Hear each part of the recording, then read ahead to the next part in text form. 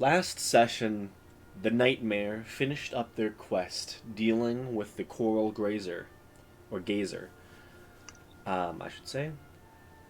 And upon boarding the ship with their two new elven allies and sending the other ship off with the survivors of the battle and the survivors of the ambush from this strange aberration, you all decided to shift your focus northward and head to Lavlin.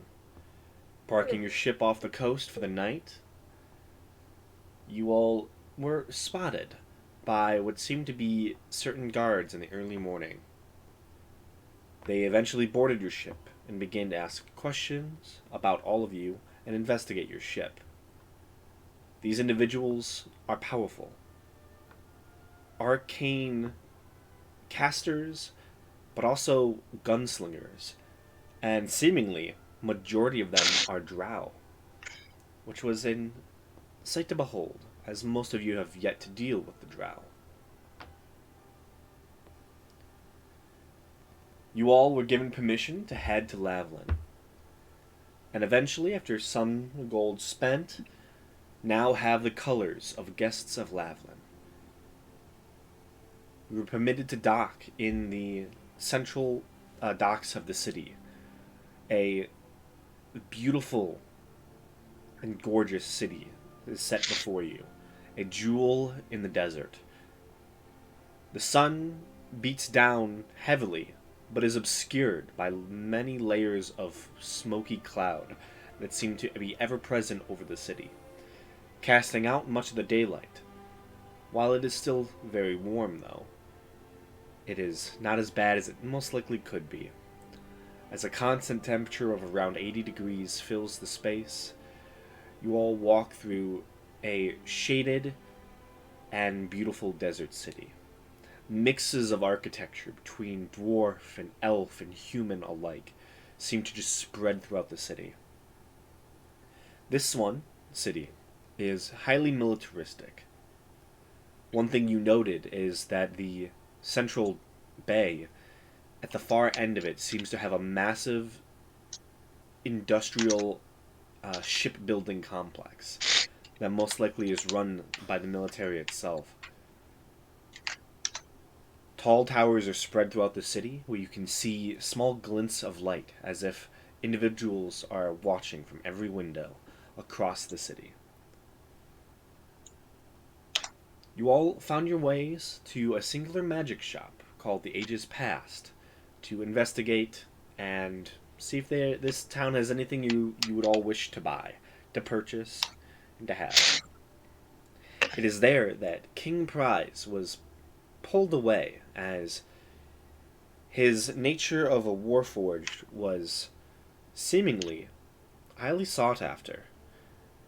And as he was pulled into a back room, you all sit and wait for a few moments as you hear slight bits of talk between a few individuals. You wait there probably about 5 minutes or so until the beads are pushed through and you can see the black furred tabaxi makes their way from the back room. Your friend is currently occupied with a small chat. I can fulfill your shopping needs, however, if you're curious. How far away from the back room by chance? Like 20 or so feet. I don't know. Do we trust her? I cast Fireball. Yeah, I was gonna say. You can still hear speaking. Oh, so they are talking, Yeah. but we can't make it out. Yeah. Okay, I obviously, when person drags another person to the back room and they come back without the person, it kind of raises a red flag. I get it. All right, I'm gonna ask to show me their wares, like they intended.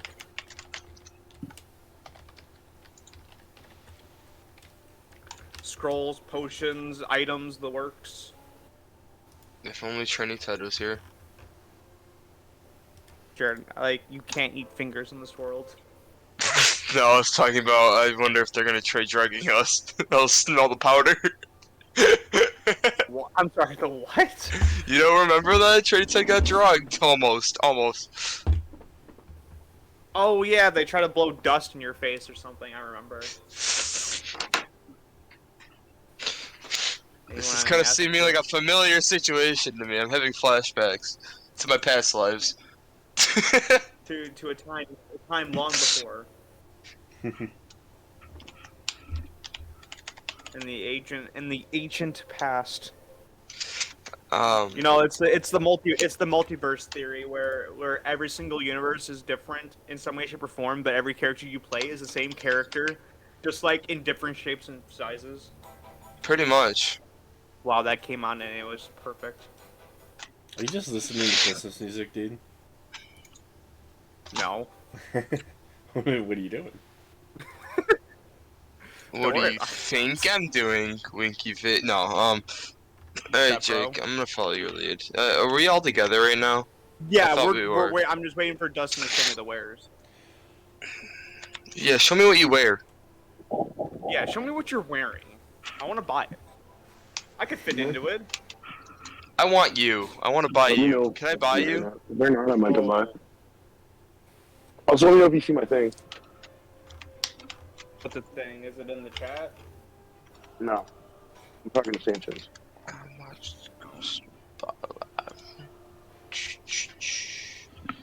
Oh. Dustin, if it makes it easier, I'll ask what magic scrolls do they have first, so you don't have to pull up this like entire compendium of magic items. When I was investigating the ruins of Midas, I came across many scrolls. Personally, I have a scroll of absorb elements, or of life, blindness, deafness, ceremony, cure wounds, detect magic, entangle, guardian of nature, hunter's mark, magic circle, magic missile, shadow of moil, shield, stone skin, storm sphere, sword burst, thunderclap, wall of light, and wind wall. What was that last one again, Dustin? Wind wall. Oh, wind wall. Wind wall, wall of light, thunderclap, sword burst, storm sphere, stone skin, shield, shadow of moil, magic missile, magic circle, guardian of nature, entangle, hunter's mark, detect magic, cure wounds, and ceremony. That's a lot. That is a lot. No, I was expecting a little less. That's a lot. No, that's good. Fuck. Those all sound pretty good. Actually, let me think about that. So they all take an action to use, so I don't have to. Oh, ooh. That's very interesting. So if I use, okay, I want to ask Dustin this question. If I bought Magic Circle, which I think you need like 10 minutes or a minute to cast, if I use the scroll, it's instantaneous? No, it is still the spell that you're casting. It just so allows it's you to still cast. Yeah, it just allows you to cast the spell if you don't have it. Damn. I want to ask if they themselves are. I don't know. I heard he's gonna ask if there's something. He's gonna ask if they themselves are for sale. No, if They themselves are for sale? no, I'm gonna ask if your Christmas music can get any louder. No.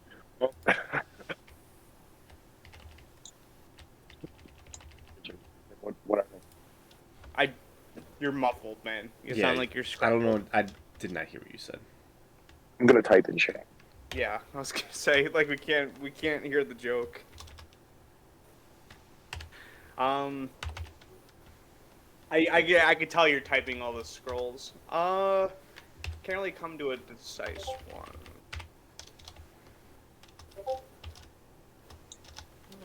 Let's see what you say. no joke. I have a question. Type the question, dog. Are you a caster? That's what he asks.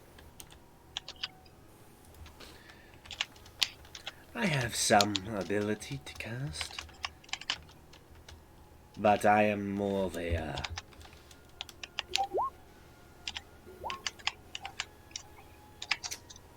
Oh, there's a majority of them. I wasn't able to erase the cost of a few, but No, that's completely fine. I'm just taking a double check on them if I wanted, if there was a one that I did want. mostly I am interested in treasures of the, well, mechanical world. Interesting.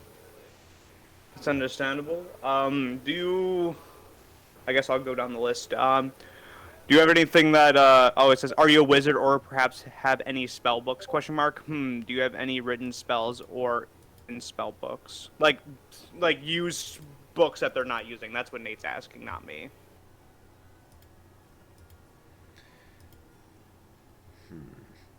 Like already used wizard books that have pre-written spells in it. Sadly, no. I was not able to find any of the scrolls or the best things I came across. If you're looking for items from mages, I do have a wand of the war mage that I found while exploring the depths of that city.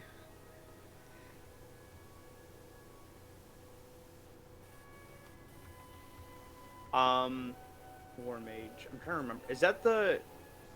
Yeah, we had that one before. Wasn't that the one where if you use it, it ignores cover? Correct. So, Wand of the War Mage, while holding this wand, you ignore half cover. It is also a rare version of it, so it is a +2 wand. Ah, interesting.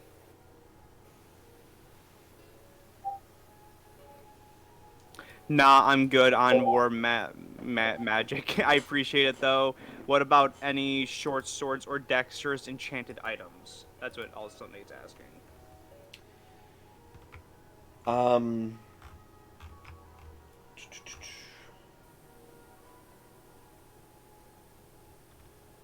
Personally, I don't believe we have any short swords. I was able to acquire many different long swords, if that is more your speed. Specifically a Dragon Slayer longsword, and we also have the 9 Lives Stealer. Ooh. He's typing right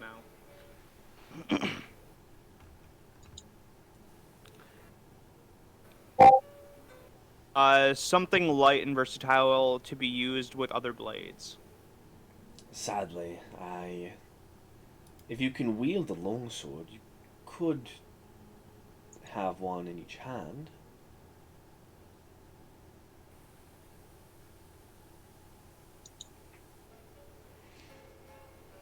I think he's thinking. I don't see him typing. I guess he said one sec. Talking IRL. He's talking to Sanchez. While he's talking to him, I'll ask, saying, do you have any unique items? Doesn't have to be necessarily magic or of the sorts, but something different, perhaps. Maybe it could be repurposed in some way, shape, or form, or just something we haven't seen before.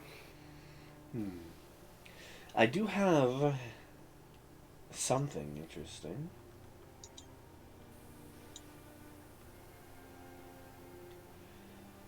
I have an brass horn. A grass horn? A brass horn. Brass horn, got it. That can summon interesting entities from another realm, specifically from Valhalla. Valhalla, as my interest is a little slightly piqued. What? How is Well, I'm not gonna ask how. I'm gonna asking, what is Valhalla? Valhalla is a connected realm.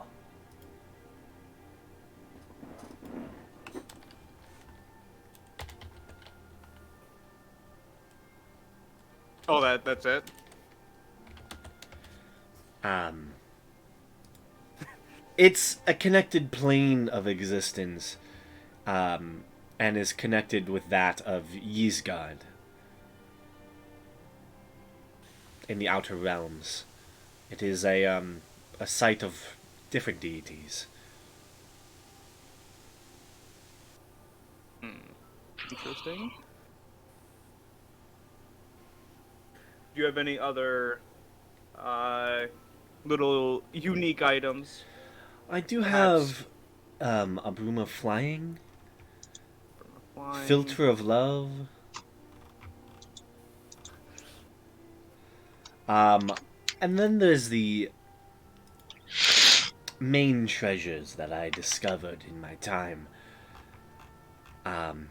Personally, I do not think they would be as useful as some of my other items, but they can be interesting. I have an orb of shielding.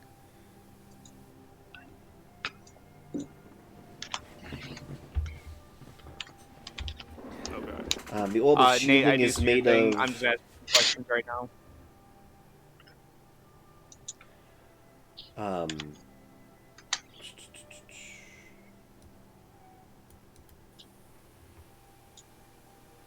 yes, it is a orb of shielding made out of Rizian shale. Protects against cold. I have a few prosthetic limbs, if any of you needed.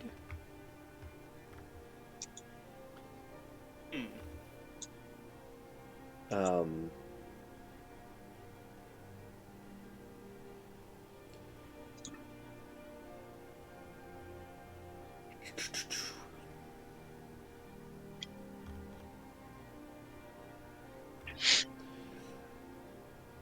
I have some ventilating lungs, Ventilating lungs. a wheel of wind and water that can be mounted to ships of any type.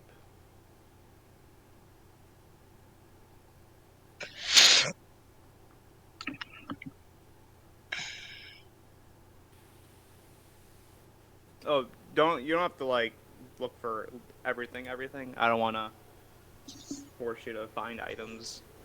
No, these are just some things that they have already. Okay.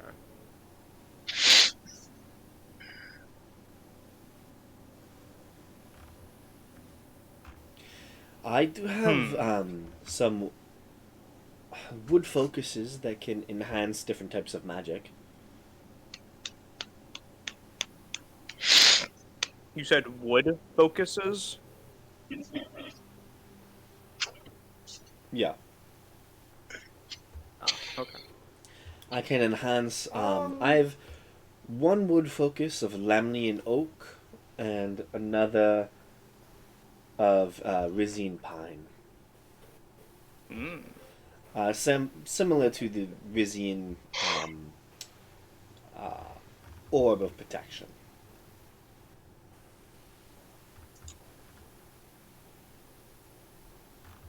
Okay. I'm kind of looking at my. Not gonna lie. Let me see. That means so essentially the imbued wood focus.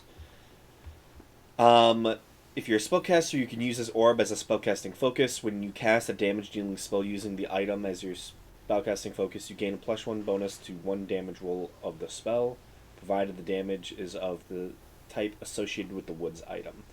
And they have a Lamnian Oak, which is thunder and lightning damage, and a Rizine Pine, which is cold damage. They also have an orb of resistance to cold damage. Okay. Yeah, orb of shielding made of Rizine shale. Okay. Those all sound very interesting, although not up what I'm looking for, but I appreciate it nonetheless. My compatriot here has some questions about your longswords. He wants to know what they can do. He's talking about the 9 live sword and the other longsword you mentioned. This is Nate asking that. Mm-hmm. He texted that earlier, and we were in the middle of our stuff. Don't worry, Jared. We'll get to you eventually. I'm just not gonna get involved. I don't think I really have much on me. You don't have any money? Not on me. I mean, we never really went. We We never went over it. I mean, I come from a rich family, but I don't know how much my family let me have. Could we credit it? You don't have any starting money? I have starting money, just not that much to buy like magical items or anything.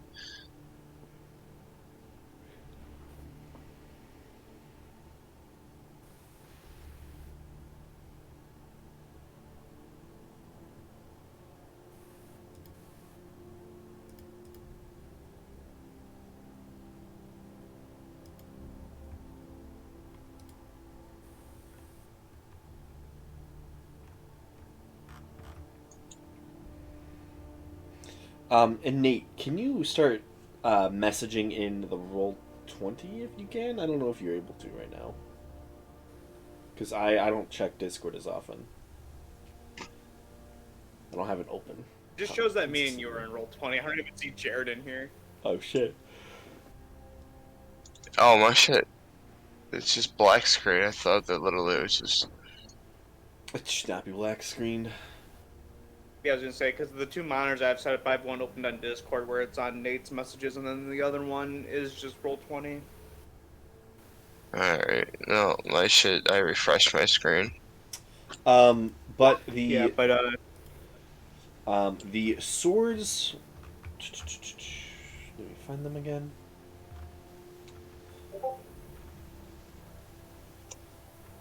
he said I can just roll nothing else, can't see chat. Okay. It's fine. I mean, I'm reading over it. I think I did this with Connor before, so it's not that big of a deal. Yeah.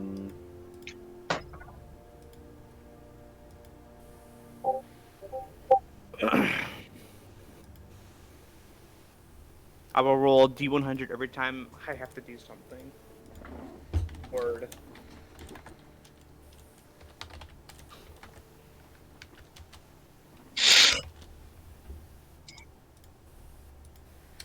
So the 2 items that they have are longswords. One is a +1 Dragon Slayer longsword. When you hit a dragon with the weapon, it takes 3d6 extra damage for the purpose of dragon. No shit. Refers to any creature with dragon typing. Nice. The 9 lives stealer that they have is a longsword. It has a +2 bonus to attack, whereas the other one has a +1. And has 1d8 +1 charges. If you score a critical hit against a creature that has fewer than 100 hit points, it needs to make a DC 15 con save or be slain instantly as the sword tears its life force from its body. Damn. Sounds like a game ender. It only How has much? a certain You amount. knew Nate was definitely gonna grab that sword. The sword has a d8 +1 charges, and when it slays a person, it loses a charge. It will lose the property once it is out of charges. It doesn't regain it. Got No. it. No, I assume they don't come back, Nate. That's the gamble. I think it'd be way too. I think it'd be in the legendary tier if that thing recharged. There are 9 charges on it, hence the 9 lives. Mm-hmm. Yes, type that. Oh, he said that. Another item I forgot to mention is they do have a necklace of fireballs. Ooh. +1, yeah, that's 9. Well, you have to roll the d8, but It is the max it is full. It is charged fully. It has 9.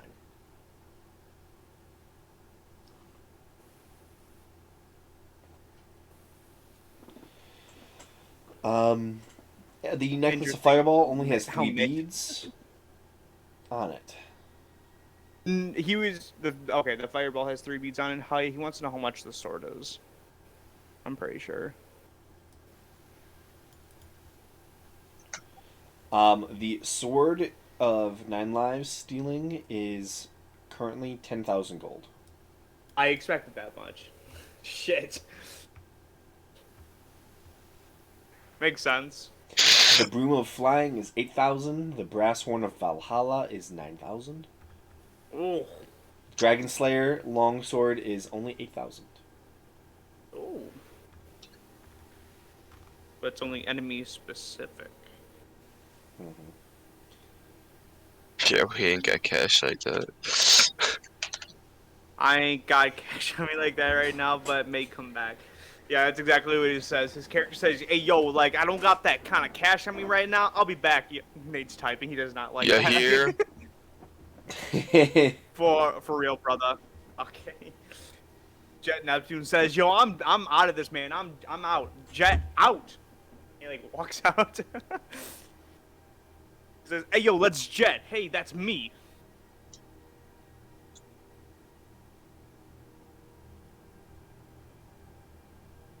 When he speaks Undercommon, he has a Rastafarian accent. Rastafarian accent. So it's like Jamaica. Yeah, I know Rastafarian. So well, I don't think he's speaking Undercommon to the Tabaxi, but assuming he's like, "Hey, yo, I am out, man. Jet out." Something like that. That's his Undercommon when he speaks. Sounds like he's from Jamaica. No. Or maybe the Tabaxi knows LOL.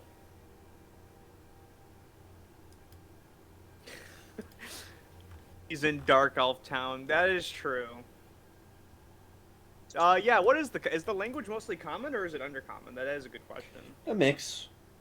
It is a mix, but what do they mostly speak? Mostly it's common. Any of the soldiers will speak Undercommon, as it is, most of the soldiers, it seems, in the city and guards are the Drow. This city seems to be a Drow-based society, but with many humans, many dwarves, and other species. It's a mix. Got it. Okay. Your boy, Johannes is good. Jet Neptune thinks he is good. And Jared has no money. He's broke. I No assume money, no bitches. Toto. I don't know what Toto would buy, so I'm gonna say Toto's good. I think we're ready to leave.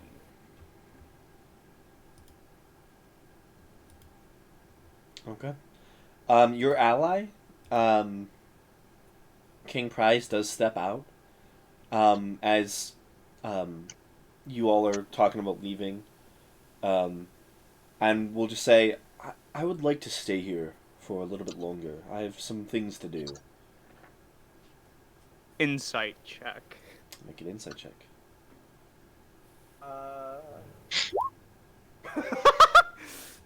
Seeming to be telling the truth.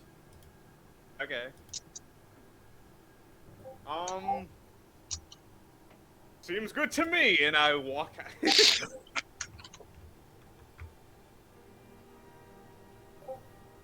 Okay. If Toto and Jake want to hang with Well, yeah, Nate, we were leaving. He just came out for a second. We're not gonna stay with King Prize, and I don't think they would let us in the back anyway. I'm just doing an insight check to make sure the dude's not in danger.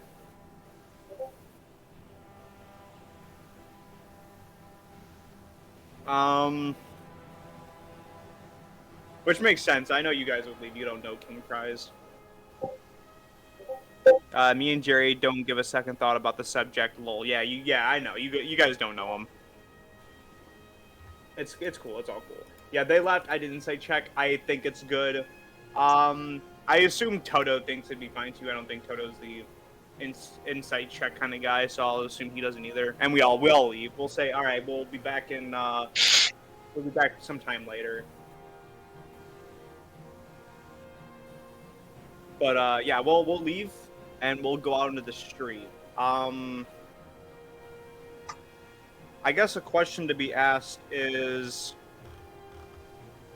should what was our original plan? I'm trying to recall. I believe it was we were gonna go shopping. We were gonna go get a place to stay, like an inn or something, to have like a ground or like an HQ for the moment.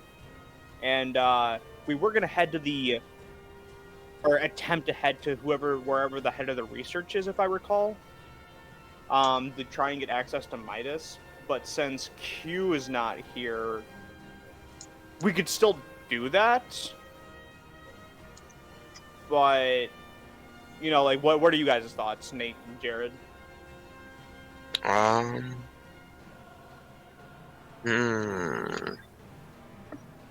Because I'm like, do we want to Fun. deviate from the plan, or I do we don't want really to stay with it? think we have much else to do. I mean, what was it? Q wanted to go to the research and try to get access to Midas, which, you know, we were all fine with. But if we want to try and look for a smugglers guild for whatever reason, we can also do that. Unless, Nate, you have an opinion on what we want to do, stay the course that we were at, deviate, you know? Because I know you said you're looking for trade routes, which could be accomplished by either looking for smugglers or the intellect or the research group or whatever. Doesn't really matter. Because I want to look into elf lore and dark elf stuff. Okay. Like, what specifically would that be? Also wizards and spell books. So is this doing your own thing, or is this going to what we were originally doing, trying to talk to the intellects of the city, essentially?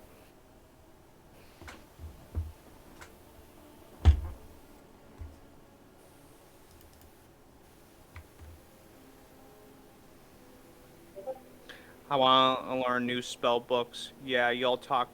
Yeah, I'll talk to the intellectual wizards. I want to expand my known spells. Well, assuming that they are wizards, they're just like the head of the research group, if I recall, or like, you know, kind of like the ones that do shit, which is where we were going originally. I know. Okay. Or i.e. wizards. Well, they don't have to be wizards. They can be other wizards. Either way. I will say, okay, well, we'll just stick to the plan. I will say, though, before trying to find where these people could be, we will look for an inn. We wanna ground. We want a place where we could rest our head for later. I'm assuming like they're being sarcastic. Lol, Texas hard. Okay, I get it, mate. Yeah, I thought you were being literal. It is hard to tell if you're being sarcastic or not.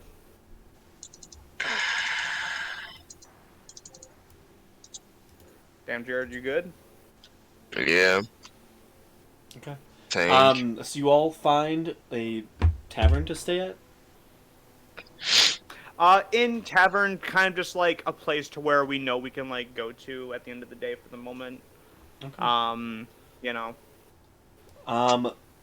Searching around the general area, you're in a fairly like mercantile space, but also there seems to be some elements of industry nearby.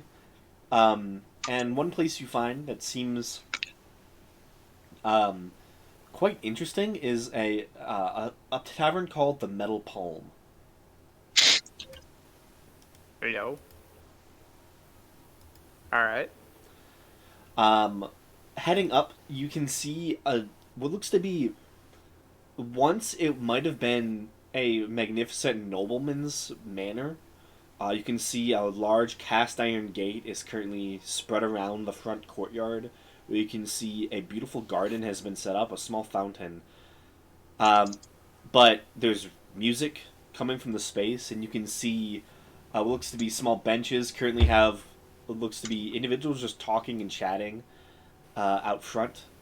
And it seems very lively. Heading inside, you immediately see a beautiful entrance hall with a double staircase spreading off into an upstairs section. It immediately reminds you of noblemen's manors, especially those in Kalos. But the The beautiful marble tiling has seen wear and tear over the years, and you can see that a lot of it has been torn up in the left side of you as a giant bar was constructed and established over top of the marble.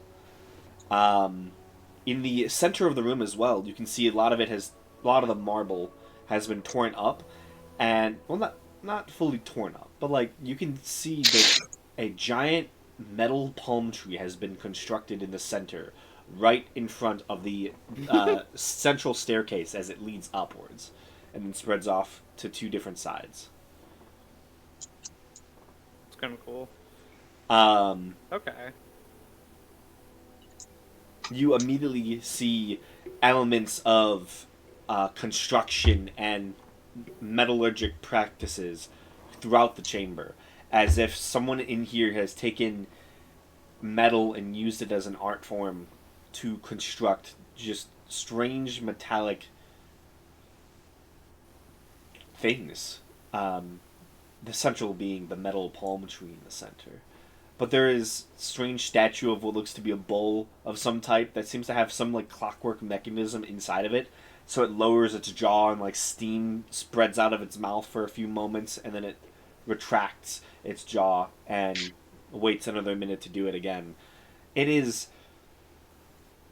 whole space is a very strange sight. A mix of elite nobleness, but also rustic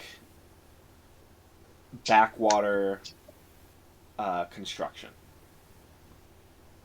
Nah, Johannes digs this, man. He likes the art that was constructed of metal. He finds that little intriguing.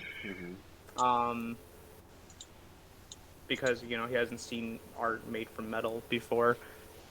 Or sculptures, I should say. All right. What time is it, by the way? Did we ever establish that? Is it morning or is it? It's about mid-afternoon right now, and surprisingly, the tavern has a lot of people in it. A lot of them seem to be fairly young, which is quite surprising. Okay. Most of them are like in their early 20s. Behind the counter, you can see a tall, bright-skinned, like a bright blue scaled individual is currently taking a few drink orders and like sliding them across the bar with expertise that is astounding. He literally slides one drink down like 15 foot of bar right into a person's hand who is not even looking at him, just waiting for his drink. It's like Tapper, that beer video game. Whatever it is. Yeah. That's pretty cool. Okay. I mean, we're just looking for room. I'll walk up and try and flag him down. Yeah, you begin to walk over towards the counter, and you can see the blue-scaled dragonborn immediately turns its gaze, and you can see bright blue spherical eyes, reptilian in nature, just stare back at you and kind of cocks their head. And you immediately hear a voice.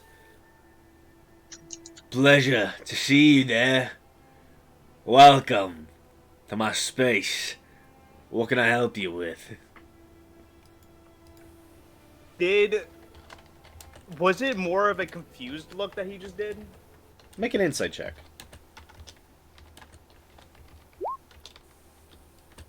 Damn, my insight sucks. For someone who's paranoid. That's the tavern name.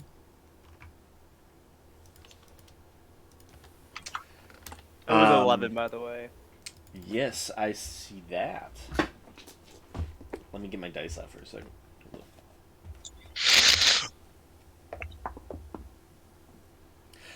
Yeah, it's hard to tell. He just like cocks his head a little bit. If anyone else wants to do it, they can. But you want me to help you out, buddy? I don't need. And then I say, oh wait, I hate this guy. Never mind. Jared, it sounds like you're gonna die. Probably. I was gonna say, like, I not being a dick. Like, actually, it sounds like you're about to die. I'm actually about to fall over and pass out.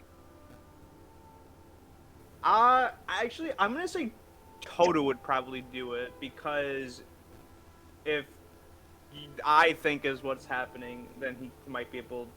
Something might happen with Toto, so I will say Toto will make an insight check. I don't think I have a sheet, so yeah, I know. Let me roll for Toto then. Okay.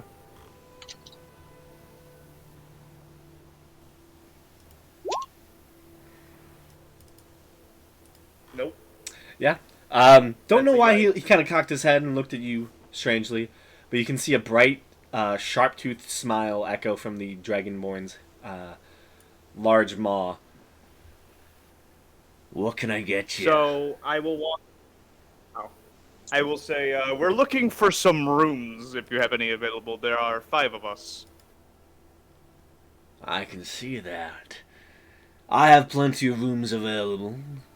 It would only cost a small amount of coin, to be sure. How much?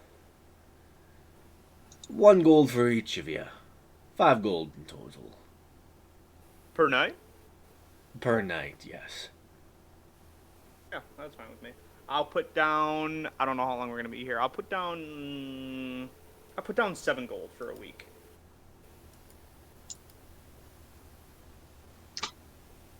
Okay.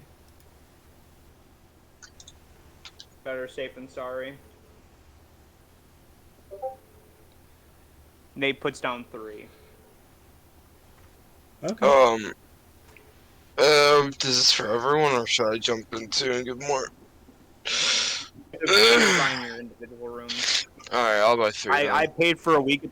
It's a gold coin a day. Nate put down 3 gold coins. I put down 7. I'll put down 3 for now. Q's not with us. Q is not with us. I forgot. So yeah, I would definitely would say Q. I would say party fund for Q for the moment. So I will also say 7 minus 7 to the party fund. Okay, who has access to the party fund? That is a good question. Doesn't. Oh well, I mean, I think Toto would. He has the pocket. He has almost money on him. Connor does have access to Beggar's Pocket. Yeah. That's where all the money is. I mean, literally, it's thousands of gold pieces. I don't think anyone would be able to carry it.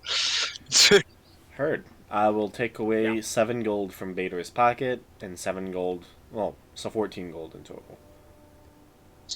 Yeah. 7 for Connor, 7 for Q. I'm just being on the safe side for the moment for a week.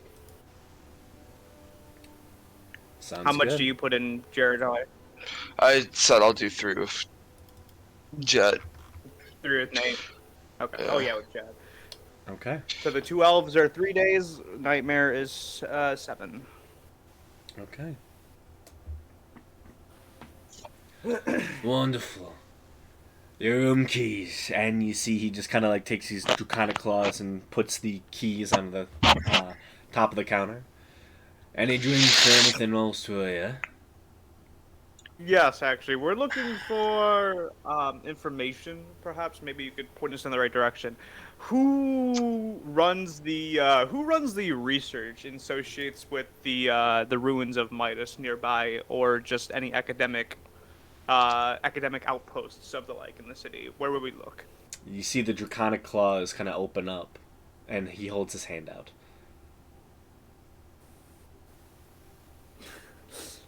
Interesting. He's looking for that. Really? Okay, I'll put a gold coin in. Research in the ruins of Midas is run through the artist's conservatory. They're connected to the Overhold, the central castle in the city. Okay. Okay, word. I will thank him, and I guess we'll be on our way. That's pretty much it. We just wanted the rooms and information. Now we know where to go.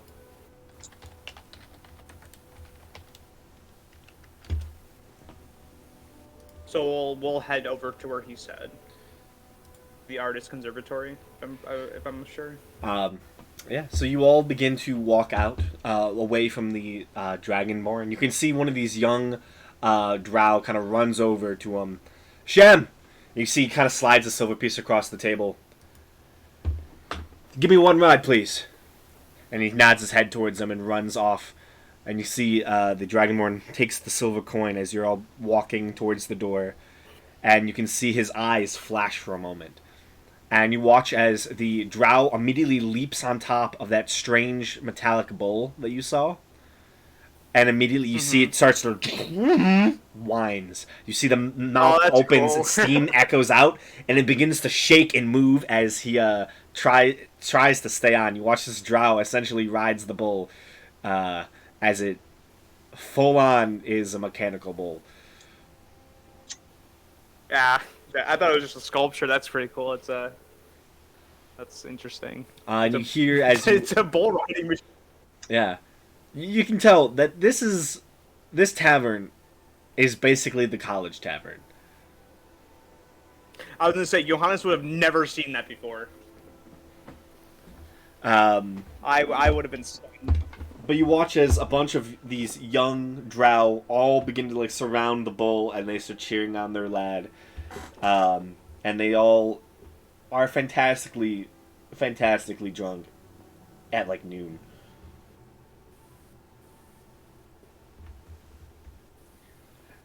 You make your way back out onto the streets and start heading towards the Artist Conservatory? Yes, sir. Okay. Making your way deeper within the city, you begin to spot what you think is your intended destination. What you see is a massive castle built into the very base of the mountain. The mountains that kind of filter their way inland, trying to meet up with the Ordening Mountains themselves. The castle itself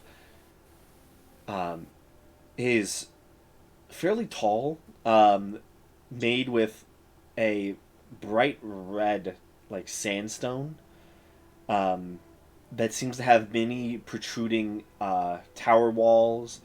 There seems to be some sort of moat around it, but a large outlying wall also seems to separate it from the majority of the city itself. Almost connected into it is the site of which you believe that you're looking for. And it is a strange one.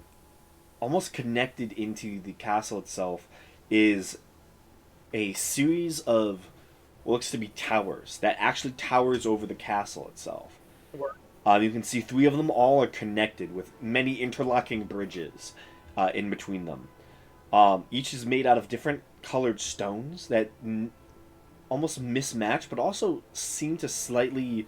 they're close enough in color, in shape, in design, that it looks continuous, but there is a difference between each of them. And there is outwardly smoke emanating from one of the central ones that seems to have a brighter red brick, more similar to the main castle than the other 2. But you make your way up to this solid wall that is surrounding the space, and immediately are greeted by what looks to be a massive contingent of drow guards.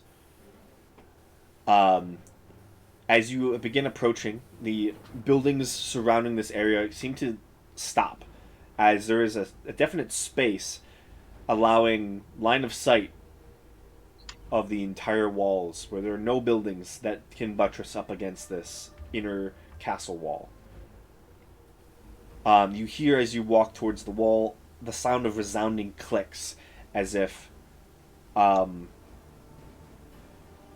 things are being put into firing position, and you can see slight glints up on the walls where there are arrow slits with long cylindrical metal objects sticking out of them. Pointed at us? Oh yeah, they're tracking you as you approach. Okay. 2 drow walk over to meet you all, but keep a hefty distance. You can see they each have hands on these heavy metal objects on their waists.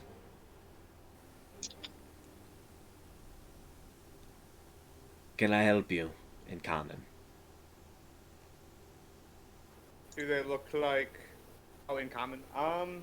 I will say, I'll say, yes, we're, looking to convey with some, academics about, perhaps the ruins of Midas or any other, oh, wait, I will say not or, my comrade here, as I gesture to Jet, wishes to look into more, Outfloor and Drow-related history.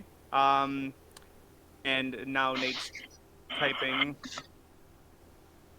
Oh, he says I would like Nate. Okay, Nate Jet specifically says I would like to speak with the wizards. I say in Jamaican undercomment. I'll cut you off. As I gesture to Nate, saying I would like to get about minus blah blah blah. My comrade here cuts me off. I would like to speak to the wizards. I like to imagine that Jet's version of Undercommon is very similar to that of like someone speaking French Canadian. French Canadian.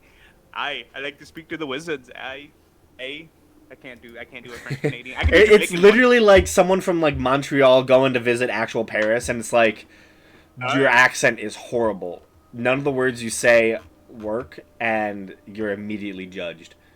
As soon as I did the fucking Jamaican, they immediately say stop, just stop speaking. We speak. Nate's like exactly how it happened about with the Jamaican undercommon. We speak says, common. Rude, ain't it?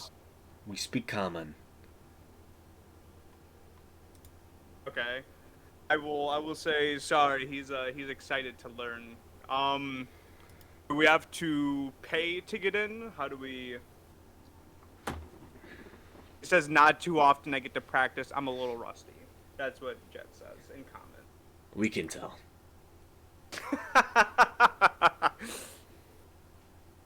Can I see your standards?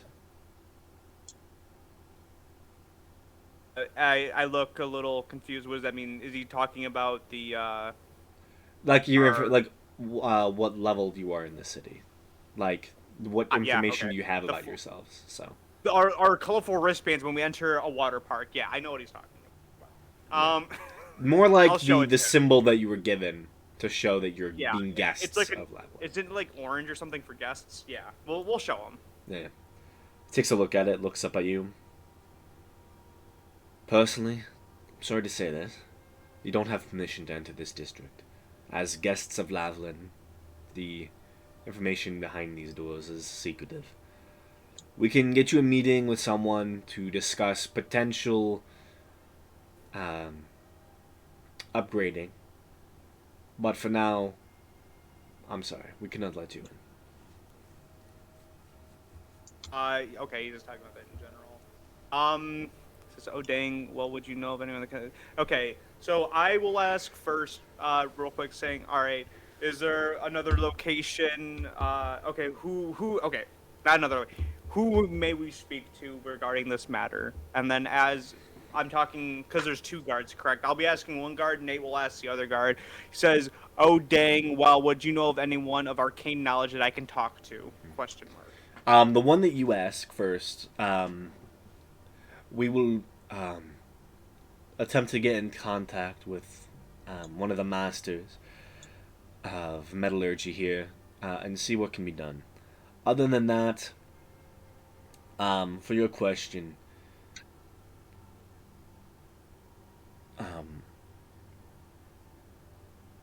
I believe there's a magic shop owner somewhere in the city. Maybe you could talk to them.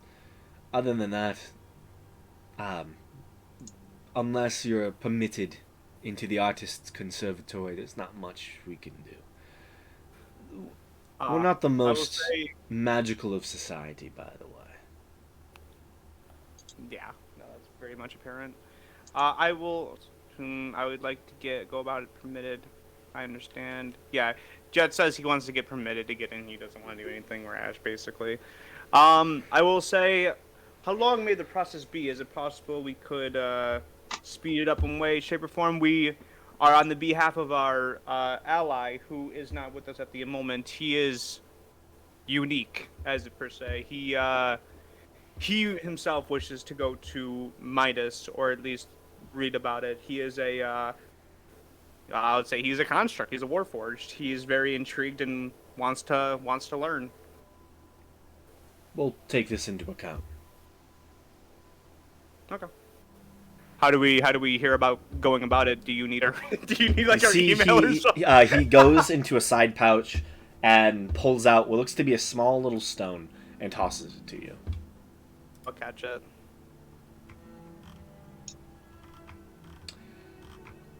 That'll allow us to contact you. I understand. Okay. Well, then I guess since we're here and you seem to know most about the city, is there anything you guys want to know about? Any specific places? Anything important? Or not necessarily important, like who would I talk to about getting... We're waiting on that, Nate, if you're asking about permission to get into the district. Oh, about the... Okay, yeah. Nate will ask about how he can set up a trade route with Gwendolyn, or like who would he speak to, or would that also require permission, essentially? Jet asks that.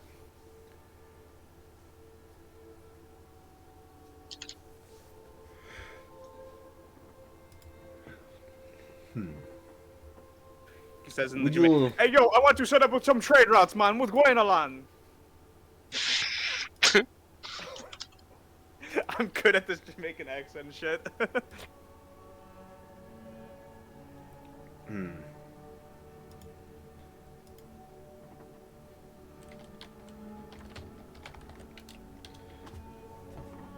Perhaps you could talk to the trade master in the center port. His name is Seldrin Glarand. He could be beneficial in your quest. He's typing. Other than that, we can also attempt to see if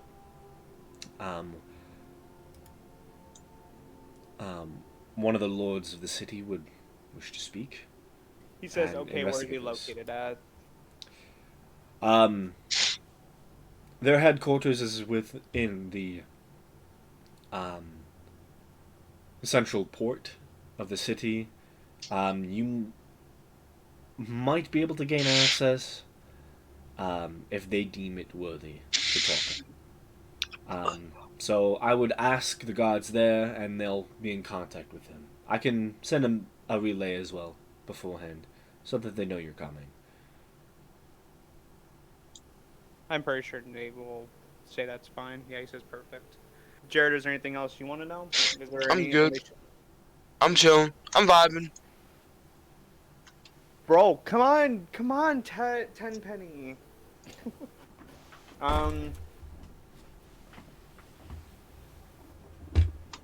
I'll ask a general question. This might get a little eyes perked, but this is more of a curiosity. This is more personally. I don't like to get into political affairs, but seeing how hard it was to get into the city in the first place, obviously my interest is piqued in some way. The quarrels that you have with, I assume it is the entirety of Southern. What do they want? Why is this place so hot on the topic? You see the one, drow guard that you're who's actively communicating with you, looks towards their partner.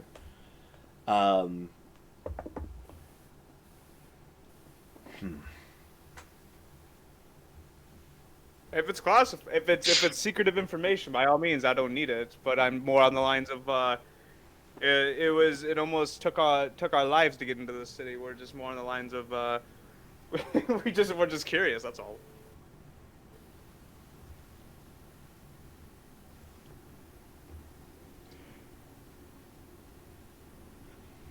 In the past, the supreme commander of Kalos has seen it worthwhile to expand their territory into our lands.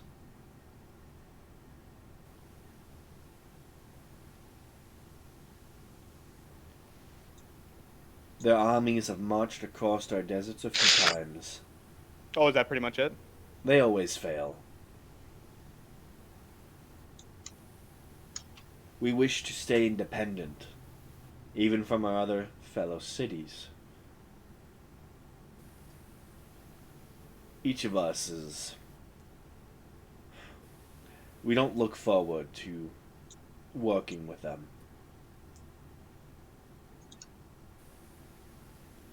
Have they always tried this aggressive method of marching their armies across a desert wasteland, or have they ever tried something diplomatic? The Goliaths. All they know is war and conflict. They've conquered a whole kingdom from it, subjugating so many to their will.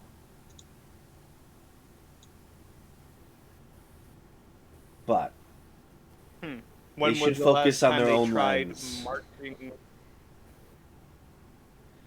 I believe the last time they tried, 150 years ago? Oh. Which I remember like it was yesterday. You were there. I fought in that conflict. You see the white-haired drow kind of just smiles to you. I had just turned into an adult then. My first battles were Just against turned into an Talos. adult. My first battles were then. Ah. A lot of us elves have And, fresh histories against Kalos.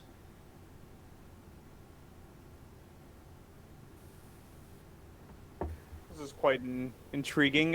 He says, and Jet interjects and says, I remember I was a wee lad. He says only 57. Just a little younger than I.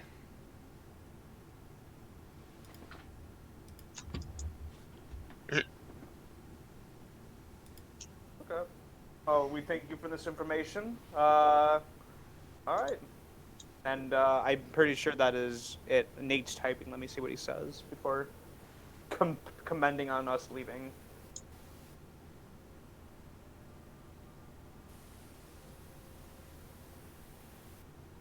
And no, that's it. Okay. So, nothing else to say. So, okay, now we are gonna, after, thanking him the information, we're gonna leave and head towards the trading area that, Nate's character wants to go to, unless Tenpenny has somewhere he wants to go or something he wants to do.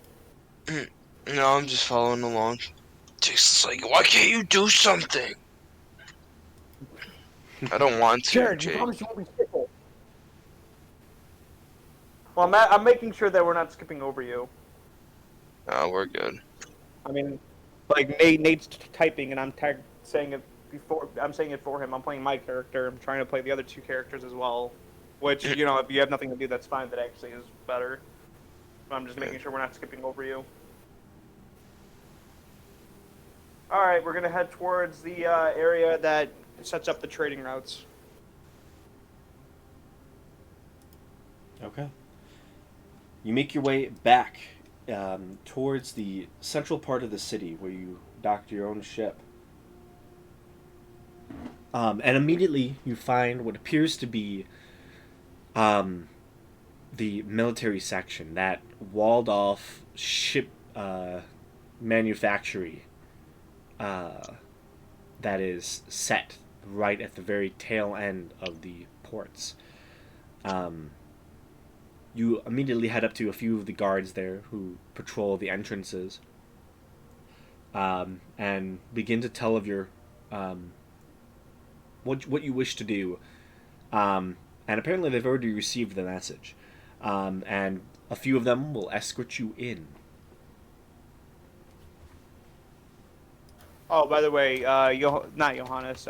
Jet is going to be taking the helm of this, so I'm basically going to be saying what Nate types, or what I might imply he might type, or something like that.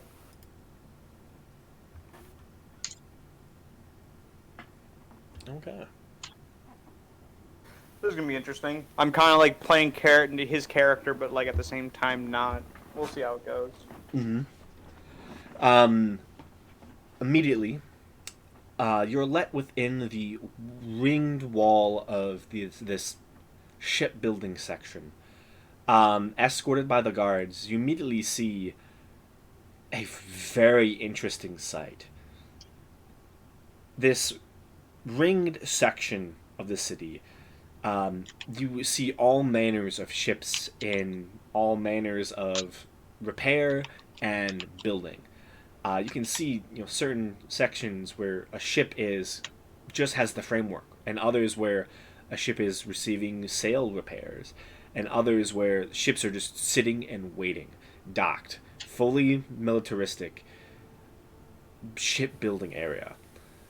You can see cannons are being loaded on with these large cranes. It's fairly impressive, the level of preparedness here. In the very center, you do note a tall cylindrical tower, only as tall as the outer ring itself. Very squat, sturdy, well built. Has one drawbridge that enters into it, and a singular island in the center of this ship manufactory that is filled to the brim with cannons pointing at every section. You get the sense that if something were to happen, this central cannon island essentially would be a fortified position to defend the harbor from any attack on any side. And it's fairly impressive as you make your way through the space. There are a few towers that seem to jut up from the ringed wall of this manufactory, and you are led to one of them, taken into what looks to be some sort of metal cage. You see two of the guards step behind, two of them go with you, and as you all step into this metal space, you see one of them grabs what looks to be a cage bar and slides it across, and another one grabs this like lever and pushes it upwards, and all of a sudden you hear it and begin to rise upward, and what is some sort of a metal pulley contraption. Soon you find yourselves only seeing darkness and glimpses of different floors as you bypass 1, 2, 3 different floors, and eventually on the fourth it stops, and you see the one drow opens the metal gate, and you can see what looks to be a section of hallways. One goes straight down, and then one goes to the left and one goes to the right, but they only extend a slight bit. As you can see, there's probably maybe 6 rooms on this entire floor. It is fairly small, and you can see the circular nature of the structure as the building kind of curls in on each side. As per custom, because I think we had these back during Johannes' time, I will tip him 1 silver. The guard, as you tip him a silver piece, just kind of looks at you, slightly confused. And then takes a step out into the hallway and immediately makes a left. Shit! You all begin to follow him.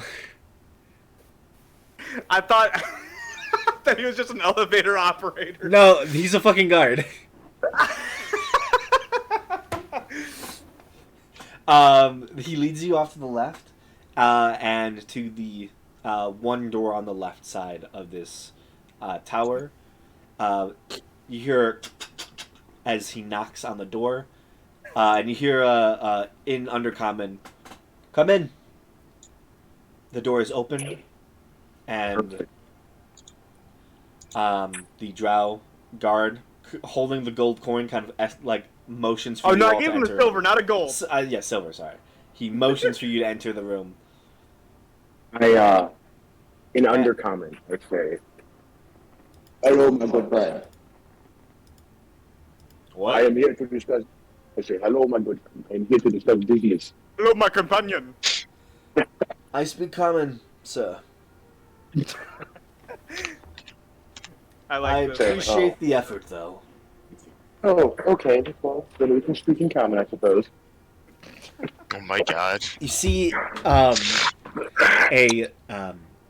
incredibly long-haired drow stands up. His hair is tightly wound in the back into a singular braid that extends down to his waistline. It is impressively long and beautiful. Marry me. You see he wears fine, rich attire, with many rings on his fingers. You can see elements of almost like sun damage, though. Like, you can tell this drow has seen sunlight, which is a strange thing. He's slightly more tanned than a lot of the other drow you've seen, especially the guards. He's most likely a sailor that made a lot of money somehow. And you can see it on him. He's surprisingly tan for a drow. Yeah. No, I understand. You know. Yeah. Well, He Yeah, stands, kind of does a slight bow to all of you as you enter into the room. You can call me Seldrin, Glaurand. It's a pleasure to make your acquaintance. From my notes here, I believe you call yourselves the Nightmare. Oh, well, that's them. We're, Oh. we're two different separate internal, groups in this, faction here. You see, there's myself and my companion right here, Sir Penny And Penny. from Wayland. See, he is,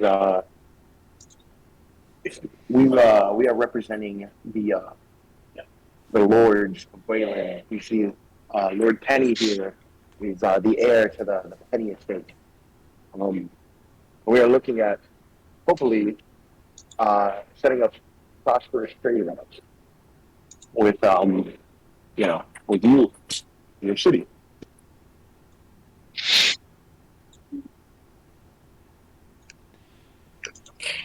Interesting. It's a pleasure to meet you, Lord Penny. And he nods his head towards Tin. How do you do? Please, have a seat. Let's begin this conversation.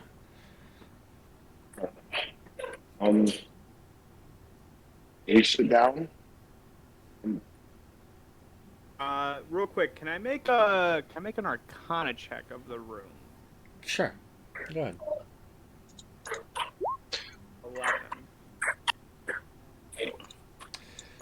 11. There doesn't seem to be a lot magical within the room. You can see, like, elements of some of his rings might be magical. They have a shimmer to them, but you can't tell what they are. Okay. That's it. There's enough chairs in this room for all of you to sit. In fact, there is 2 extra chairs. So there is some empty space. It's a fairly sizable office. You can see a curved bookshelf is currently adorned one of the walls.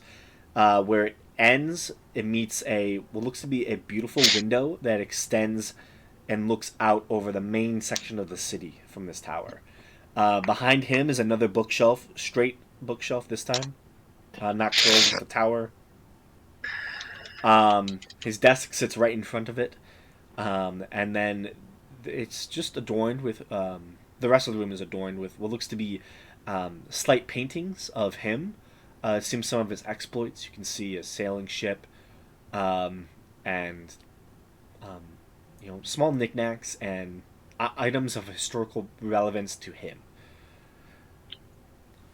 B. Oh wait, I wasn't looking for that. That was Jake. Yeah. But from there, Wait, what though, was I looking for? I'm sorry. you Arcana check. Oh yeah. I didn't know he was. I thought he was going into something completely different. No. Okay. Word. Continue. From there, see, I believe that a trade route, a more permanent affair, would be a great business opportunity for both of our cities. And I'm just trying to, establish a friendly relationship between, your city and our city, so that way, trade can be, accessed, and then, basically, yeah, it's pretty self-explanatory. Now, I'm not certain about Nightmare. I know that I've recently found out, they can speak for themselves, but that they are the lords of an area called Dracovnia. I'm certain that, they might also benefit out of trade. But since you are the closest city to us from to our north from Seaport, I believe that this could be a very profitable trade route between our two cities. What is it that Gwendolyn wishes to trade with us? Well, as you know, we are a major exporter of high elvish fashion, culture, arcana. So Dusty, out of the game real quick. What is like some stuff that like would actually be exported? Because there's obviously traders, but like what is some stuff that is used like from the city? Gwendolyn is a center of, they have a lot of like elven wildwood that they sell to like Stone's Hold, as their forested area is pretty rich. Their access to mineral wealth is slightly subpar. They have mountains, but they're not the richest. Yeah. But mainly, they are a society of magic. Elven Society magic. of what? Elven, like high magic. They are secluded, and are able to use that seclusion to study their magics and perfect them. It is... Say that, Yeah, they have those elements that they can trade with, like, that are natural materials, but they're Yes. not, like... They're not resource extractors. They're not mining the wealth Yeah, of and the land. that's where I would also say, like, there's a lot of stuff that we could, import from Lavalin, like there's like, Yeah, I know that they are... surely, based on what you've seen, is more of a mining city. Like, they are resources and turning those raw resources... steel, we have that. Able to make steel in general. Like, they are... I do have a question. We went to the ruins of Skarn at some point, right? No. We have never been to the ruins of Skarn. Your party has not. I could have sworn we went to the ruins of fucking Skarn. No, we never did. No, you went to Tyvas. Yeah, we went to Tyvas. We never Go went. to Skarn sometime. But besides the point, yes, that was an off-topic thing. I was just looking at my thing.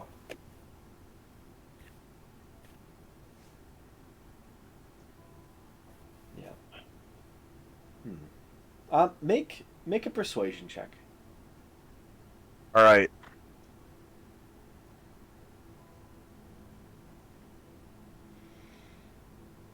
If Jared wants to say anything, and Yeah, I mean, Jared could talk. I mean, it is like he's like Jared. almost like a.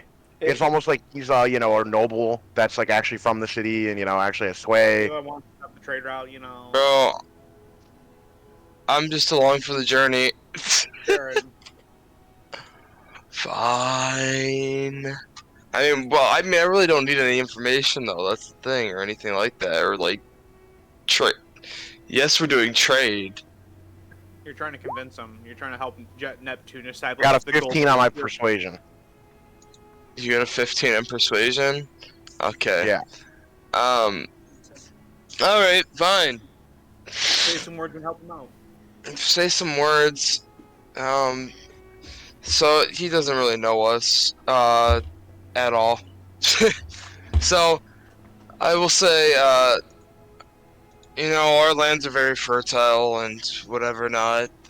We have good wealth. I mean, as you can see, I actually have my own ship and all this that I've gotten through our trades already.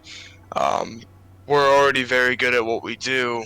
As you can tell, I'm very equipped, and so is my friends. We treat everyone well that comes around. As you can see, as we take care of our own, if you join us, we can also supply you with our goods, and you can also become one of us.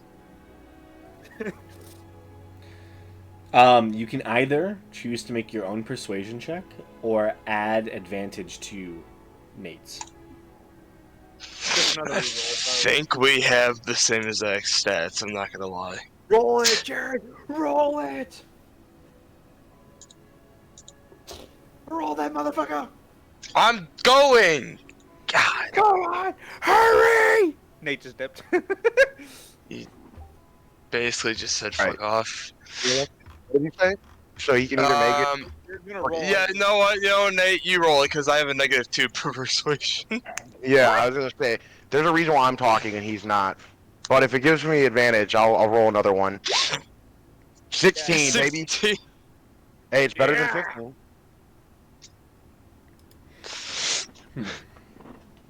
15. He said,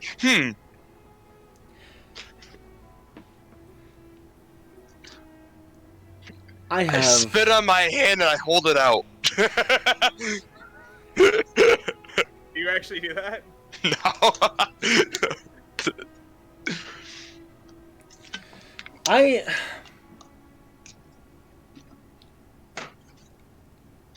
tell me, what is your relation to Kalos, the kingdom itself? We really don't have much relationship to them. The city standing. Because me personally, I've only been to Kalos a few times. The arcane. He's Have dying. not I've never really ventured to Kalos. I'm not really there's We have really no official standing in Kalos. It's more like just in and out. Personal trade route Personal trade, yeah, personal affairs. rather than political.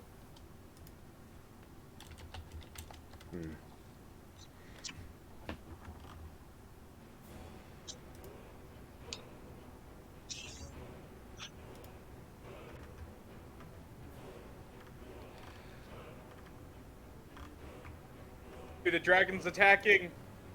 Wait, what's going on? I'm sorry. Is it like cutting out? Or are you talking? We need the dragon slayer sword. No, I was investigating something. Started playing like epic, like All right.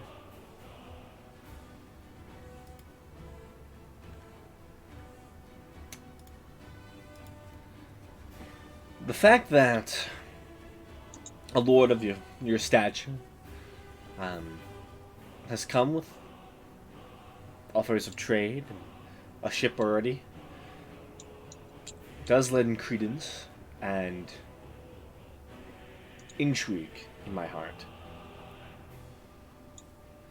I do believe that we could come to some arrangement.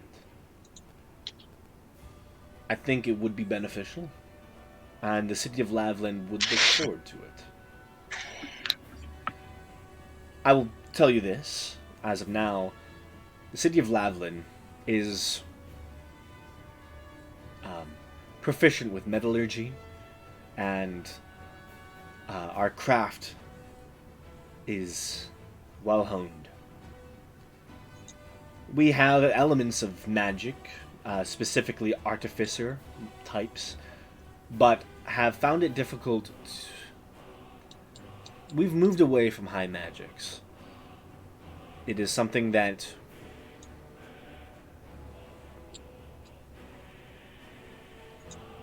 as we shulk the responsibility of our ancestors to other deities, we've looked away from the high magics and have turned inward to intelligence.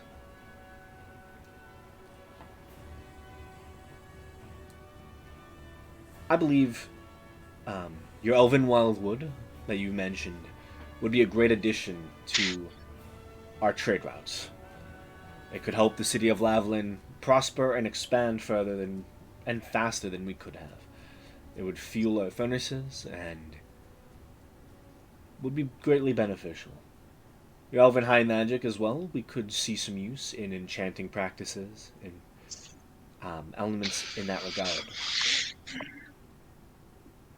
In return, we can bestow upon the city of Gwynelyn raw materials and manufactured steel and irons, as well as maybe some trades in artificer magics. The one thing I will let you know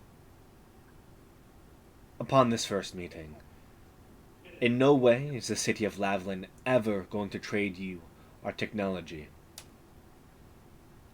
Our devices are not for outsiders to have. That's fine. No issue. If we discover any attempt to steal or uncover our technology, trade will end immediately. Do you understand? Yeah, sounds good.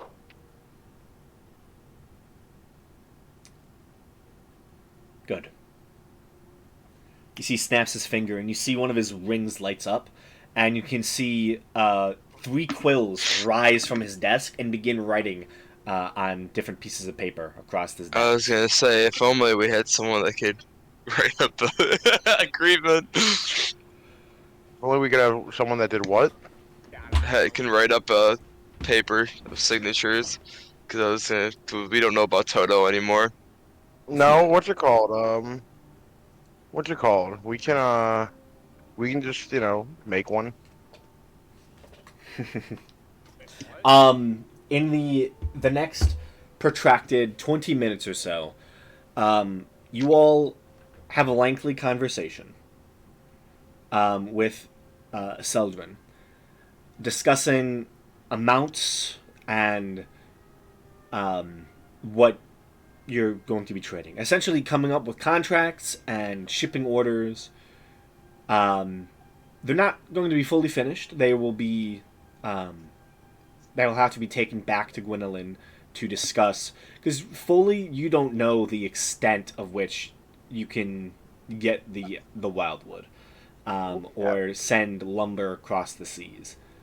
It might take some time to figure out the amounts that you can do. But you essentially have partial contracts that are set up to establish trade between Gwynelyn and Lavlin that would be fairly profitable. Since it's running through Penny's company, per month, as of now, per month, you can see potentially 1,000 gold. Hey, yo. That is current, that is current really good money. That's pretty good. Trade. With, his ships that he has access to, especially with his new ship that you just technically took and saved, you should be able to get some good trade going. And they will be trading essentially raw materials and artificer magical items for high magic items and the wildwood. So, resource trade and magical trade between the two cities that will benefit both of them. Does Coleman Hold wish to partake in any of this interest in trade? You know what? Yes. We will as well, because I feel Toto, mainly I believe King Prize, since he likes playing Civ with our area, would definitely set up a trade route, or at least attempt to. But Johannes will be taking the lead since he's not here. Or King Prize's character actually isn't here. Yeah, I will, as soon as they're finished, I will mention that, We also may be interested in a trade route of sorts. What does your land have to offer? Well, you see, our land is new, per se. The region itself is Dracovia, but our actual land, or the city, or the town, whatever you maybe call it, is called Lucidia. Um, we recently came under its possession. How long ago has it been? Has it been like a month or so, Dustin? I'm trying to recall. Probably. Yeah. Okay. I'd say we recently acquired it roughly a month ago through means with the city of Kalos. It was under their jurisdiction. We happened upon it through our adventures. We got rid of an overlining issue that presented itself there, and they let us have it as a result. We are the sole owners, but we still do pay taxes. But what we have found in our land, we have found. Let me double check because I actually do have some papers on it still. You have. I know what we have. I'm just making sure the specific. Some of the mountains surrounding our region are rich in material. We have gold, copper, and electrum. We have not started the mining yet. We hope to get a neighboring mining town to help. No, we have all the dwarves there now, so they're gonna be our mining, or they were gonna be your mining. Is that true? Yeah. Are they enough? Not an entire mining company. They're like a small group of individuals. There was like 40 of them, which is quite There's a not bit. 40 dwarves. What? There was. Dustin, there's There's not 40 10 dwarves. shield dwarves. And then there was some gnomes or something, right? 7 Jared. rack gnomes. I'm gonna kill you. I'm telling you, because they literally were gonna be part of the mining, because they were gonna join our city. Assuming they would. Right now, we have 31 grung, 20 ex-slaves, which are the shield dwarves, rock gnomes, and humans, 2 warforged. That's all you have. 20, okay. Okay, how many? Do we know how many, if any of them, stayed at all, or did they all stay? They all stayed. They have nowhere to Okay. go. I will say we have some type of mining operations underway. That should be coming pretty soon. We also have a. What We also have good. ores do you have? Oh, I mentioned that we have gold, copper, and electrum. I believe it's electrum, correct? Yeah, it's Electrum. Yeah, it is. That's created into something else. I think it's iridium or not iridium, Ethereum. Damn, bro, we got money. We got trading stocks on here now. No, Ugh. Oh, I also will mention that that the area that used to belong there used to actually be an ale company. The family that's no longer there, we have the recipe, and we're actually in the processes of remaking such a popular brew that's been gone for, I believe, 100 years. Was it? I think it was roughly 100 years. So we will. You'll see ale that has not been seen in a while. one of my friends are listening to my Spotify playlist with me. Damn, that must be a trip. That's funny. Well, no, I just noticed it because it says 2 listeners on Spotify. I'm like, who the fuck's listening to my music? Love by Michael Bublé. Yeah, Gotta love the boob. I got a bunch of 80s shit on right now.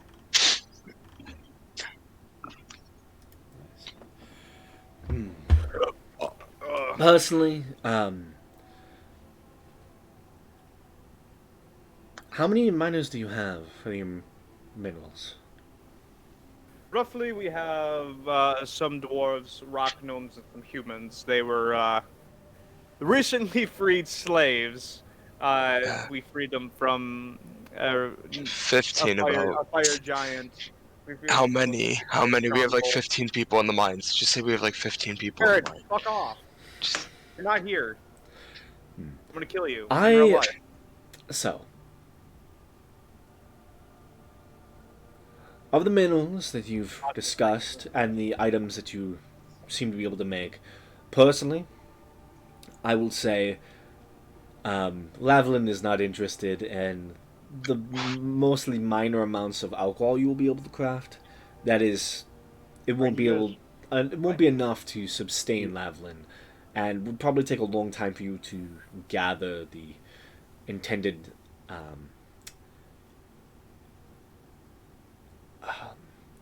Oh. persuasion to get that into high amounts to spread it across the continent. That is not really what we're into. Your talk of mineral wealth is something that does interest me, however. Personally, gold is nice, but Lavalin requires many raw materials. And something we actually do not have a lot of is electrum. You see, kind of pulls out some information. What looks to be like notes on ore wealth and how much he can make off of it. We would most likely need to run a investigation on, well,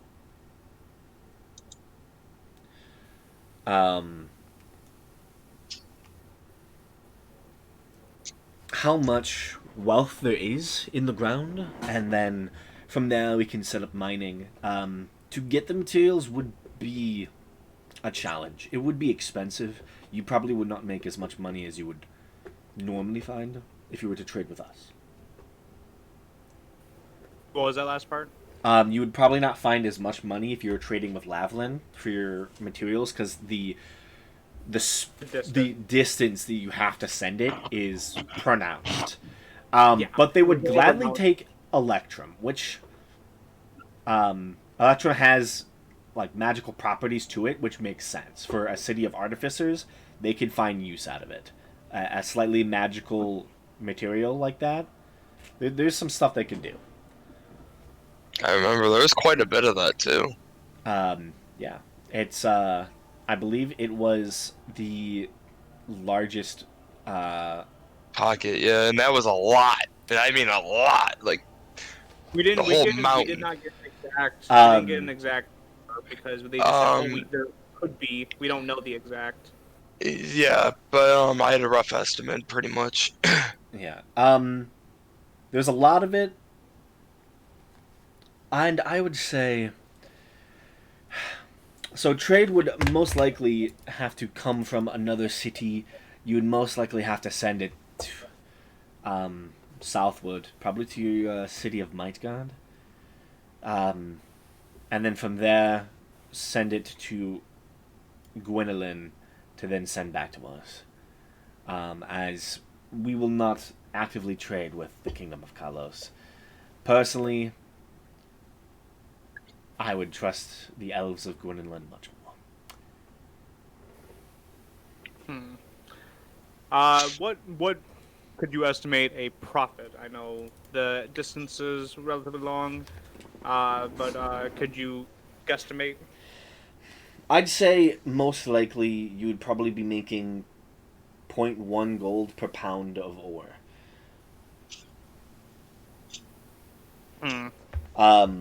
Just based on the distance alone. That is taking out profit for us with the investment, and the trade would probably be another 0.1% of the gold in pounds, which would be the transport. But depending, say, we'll go with 50,000 pounds of electrum. If you said have that, and we're to make 0.1 on it, you'd still be making 5,000 gold pieces. For per month? No, it's for per weight. In total. Oh, If that no, was the yeah, amount but- of ore in total that you had, you'd be making 5,000 Ah. gold in total. Per month, depending on how fast you could extract it, you'd be seeing, say, a 12-month, you'd probably be making 416 gold per year. Well, per month, I should say. If we were able to extract it in only a year. If it's longer than that, you'd be making more. You'd be making less, but for more time. Perhaps there's ways we could ponder for a moment. Perhaps there's ways we could cut down on it. I don't know how. It's just the distance of transfer. That is the issue.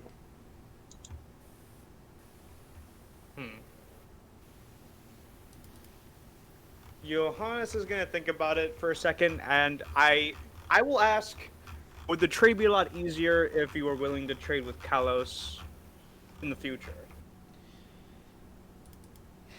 or is the mountain range the sole reason? Mountain range is most likely the sole reason. Kalos has no roads to Lavlin and no easy access of trade. It would be the same thing. If we would send it through Midgard, we just wouldn't send it to Gwendolyn. And in all honesty, with your access to trade through Gwendolyn and your seemingly friendship with your ally Penny, perhaps you could make more if Penny were to just take the risk on the ships.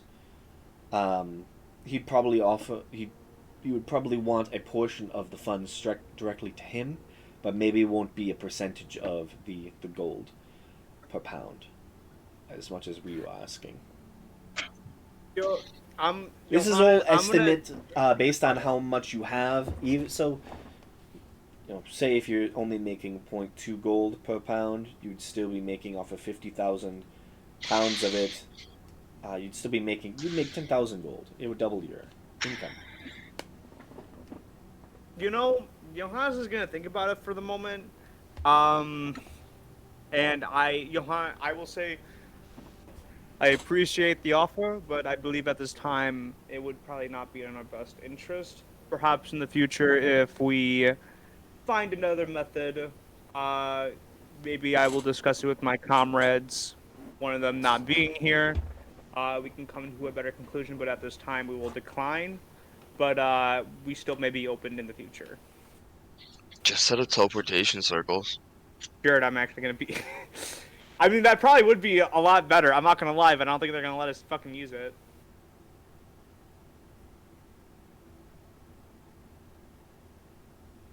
Actually, that is a good question. Jared, you're fucking right. I totally forgot about that. I will ask.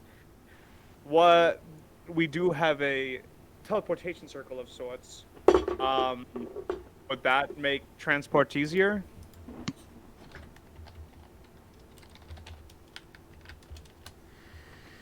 I don't believe you'd be able to transport much.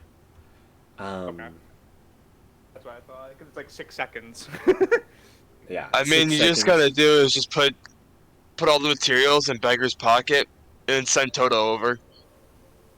I'm not gonna have Toto be the transporter. That's gonna suck. Okay. I'll re-say what I just said. I'll imagine I didn't say it the first time. And I'll say it, at this time, blah blah blah. We'll be in touch essentially.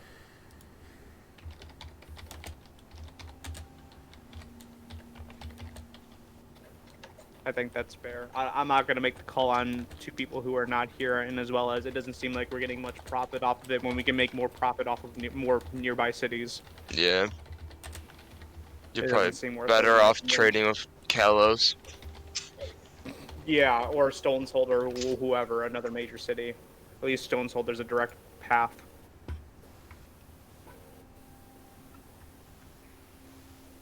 Oh. But yeah.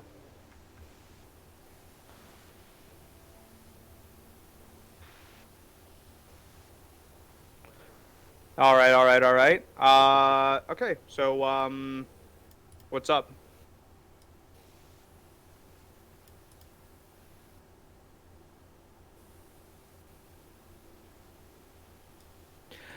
I miss you. I'm just reading about And teleportation circles right now. Sorry.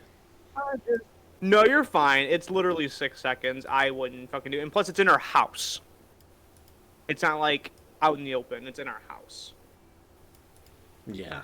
I wouldn't even try doing that unless we like build something around it where we move our house and that becomes the main thing. But like even so, someone needs to sit there and fucking cast it constantly. It's just I don't see it being worth it in my opinion.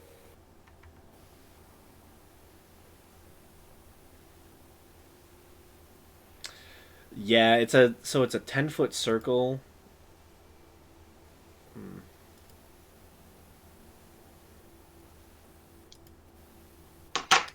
Yeah, you're not getting much through it, sadly. Yeah. No, I assume so. Jared, that was a good idea. I totally forgot about that, but then in the I didn't think about the long run about it being only 6 seconds. Yeah. It's cool. We Gucci. Okay. I mean, so it'd be kind of, smart to use Toto as the packing mule. No, it would be, but like I'm not having Toto be our reason. Pack mule. Yeah, and like you're talking about like in Sweet. um in hindsight, he's talking about many pounds, right? Yeah. His example was 50,000 pounds of electrum. There's no way, like at most, how much can Skiffle carry? Like 500. Yeah, Skiffle could only carry like 500.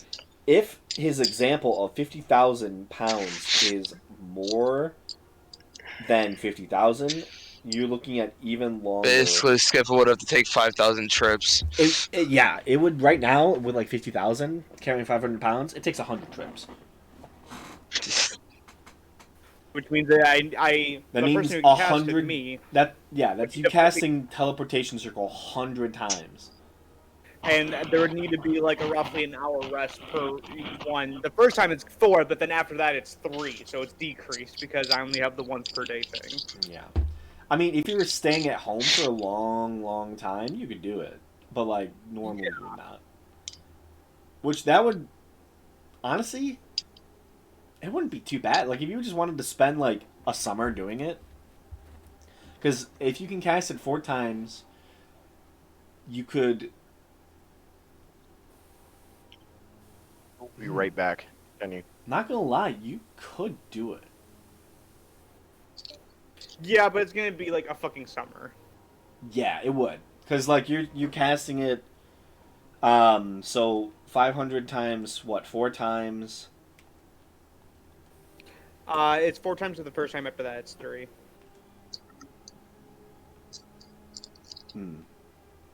You know what? Don't worry about it, Dustin. You don't need to crack down on the math. We're not going to do that. I mean, it would only take you 25 trips to do 50,000 pounds of it. Yeah, but I mean, we still have to mine it and shit. It's still going to take time. It doesn't mean that we're going to have it. Yeah, I mean that would cut off all of your trade time, so you would be making that 0.2 on it. I mean, unless you do all the mining, store it, and then just take a couple days to fucking start teleporting it out. Well, it is okay. We have other cities that are close to us that could probably offer us something different. It's fine right now.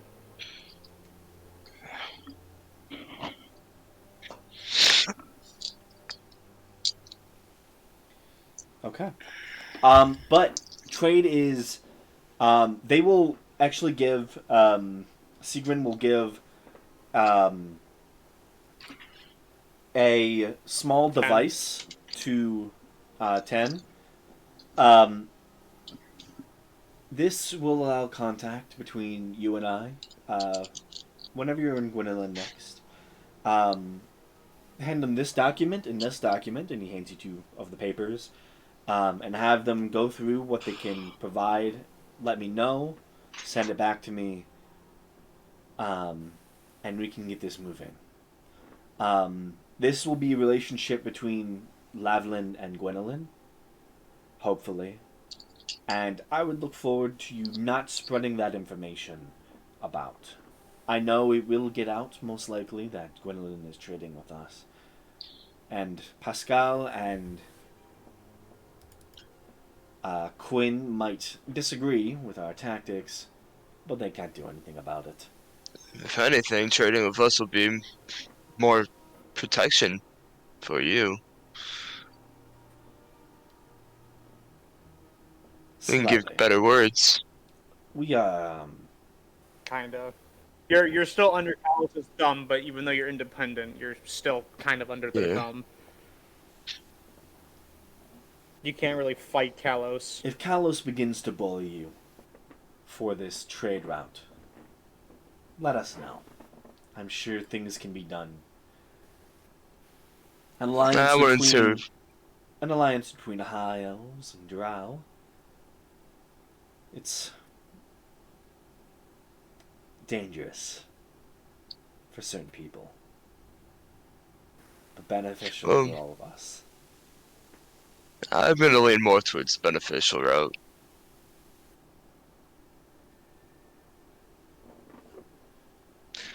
Alright, so I guess we have that established now. Where are we off to now?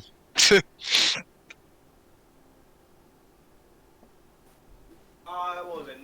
Nate said he'd be right back. He's still gonna come. What was it? I was gonna ask. During that time, does the sending stone that the one dude gave me ever go off at all, or no? It's still quiet.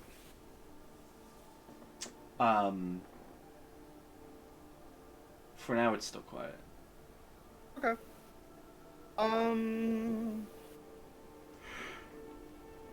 Interesting. Let me think. What else could we do? I know Nate wanted to go check that magical practitioner that they mentioned. Was that the place that we were already at? Yeah. Okay. The Magic Collector. Would it be worthwhile to check on King Prize right now, or is this a cough cough not yet moment? This is currently a cough cough. I don't know when he's gonna be on. Nah, that's fine. That's fine. He should be out of work soon. He said. I think How my about we? favorite I got a good one. How about we go to the? Sorry, Jared, I didn't mean to cut you off. You're fine. How about we just go to the tavern and let's. How about we just get to know each other? Cause we really didn't get to do that. You know what I'm saying? Well, you two, you and Nate, not Nightmare. Getting to know Jet and 10, yes. Essentially, well, I mean, like, to be honest, we did meet you guys. And then Yes, we don't really know much about you, and it's funny because, you're the one that I find the most fishy, but yes, let's get to know each other. I think that's fine. I don't mind having a couple drinks over some conversation. This will be interesting because I want to see more roleplay in this method. And plus, this is a little fun time. Why not have some fun? We're going to head back to the Metal Palm, I believe it's called. Metal not the Palm, Pole. yes. All right, we're going to head back to the Metal Palm. The Metal Pole. Wait, the Palm, right? Palm, P-A-L-M? yes. Okay, I thought you dead ass just said pull there. I'm like, wait, what? You just said I said pull? Nah, Metal Palm. Okay, so he's fucking with me. Yeah, you guys head back to the Metal Palm. Walking in, you can see it's later in the day. Journeying from the castle to the trade center back to the Metal Palm takes, I'd say, probably an hour and a half or so. It's closer to midday. You can see the place has lessened in, like, it's quieter at the moment. It seems like the party people were only there for a short time. Yet there are more people in here now. As it is closer to midday, it seems currently people are having what looks to be like a lunch of some sort. You can see food is being brought out to certain individuals who are just sitting around at tables, just eating with the strange metal contraptions around them.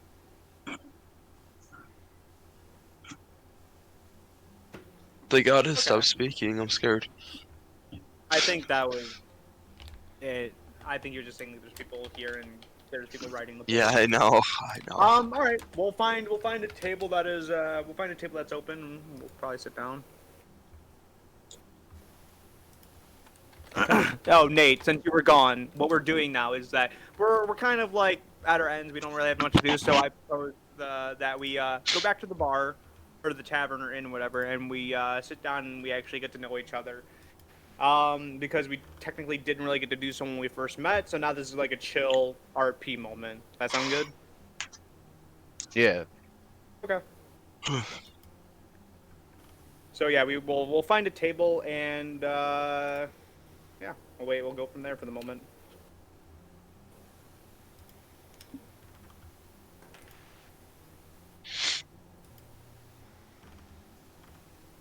God, are you there? Yeah. So the Dragonborn comes over and offers if any of you want food. Sure. Yeah, I'll take a house special. King Pride's not here. Toto will definitely eat. I will describe what Connor would definitely do. Connor would come in, sit down with the people, take off his helmet. What was that about and King Prize not being here? He's not here, technically. Oh, looks like he is right now, ayo. Do He it. just joined, You guys, he just joined the party. you guys hear me all right? Yeah, I know. Yeah. Yeah, Yeah. but King Prize is still not here. We didn't grab him. I asked him if it's a good time to check Alright, on him. He said fill no. me in. Like Boston cream. So essentially, what happened was you got sent to the back. We left while you went to talk to those people. They set up a trade route. Jared and Nate for their mission. They set up a trade route with their place. They offered a trade with us, or we offered a trade with them, but the cost was not that good because of the distance. There's mountains fucking like blocking us and them, so it's not feasible. So Yeah. I declined the deal, and plus, not everyone being here from Nightmare, I'm not gonna make the trade anyway. It just didn't seem worth it. They wanted our Electrum, which was magical metal, and it's just not worth it. So we could probably Gotcha. trade it with Callus and get a bigger penny for it. Yeah. So it's just right a far now- distance to trade. It really is. Yeah, it's the mountain Yeah. range. Not very cost effective. I get it. So right now, because you're not ready, we went back to our inn that we did buy. We have our, it's called the Metal Palm, and we're sitting down and we're actually getting to know Jared and Nate's actual characters through like some light role play and drinking. Oh, nice. So now Q's here. I don't. Well, how does this change it, Dustin? Does anything change, or is it still the same? Well, currently all of you are sitting down at a table. -1. That's what I'm saying. -1, yes. We're gonna cut back to the shop. All right. But So, where King Prize last left off, he went outside into a small courtyard led by the Black Fur Tabaxi, owner of this magic item shop. And there, walking out, you saw what looked to be 3 dead, inactive Warforged, one of which looked exactly like a form of yourself. And then walking out from a side room within this courtyard, you see another Warforged, this one alive, stating that you weren't the one who brought him back, but he thinks you could as well. The Warforged standing in front of you is tall, impressive. It seems to be a knightly figure, similar to yourself in certain ways, but you can see elements of gold that seem to ride up like almost veins across the entity's body up to their face, um, creating this diametric, like dark metal and bright gold structure. They are a beautiful Warforged, currently wielding a massive shield, and you can see one of their arms is currently a blade. Oh, shit. You can see suddenly the blade begins to retract and fingertips emanate out of the metal of the blade as the blade disappears. You see the shield folds in on itself and turns into his metal arm as well. Hmm. Very interesting indeed. And I turned to the Tabaxi. Is this why you brought me back here?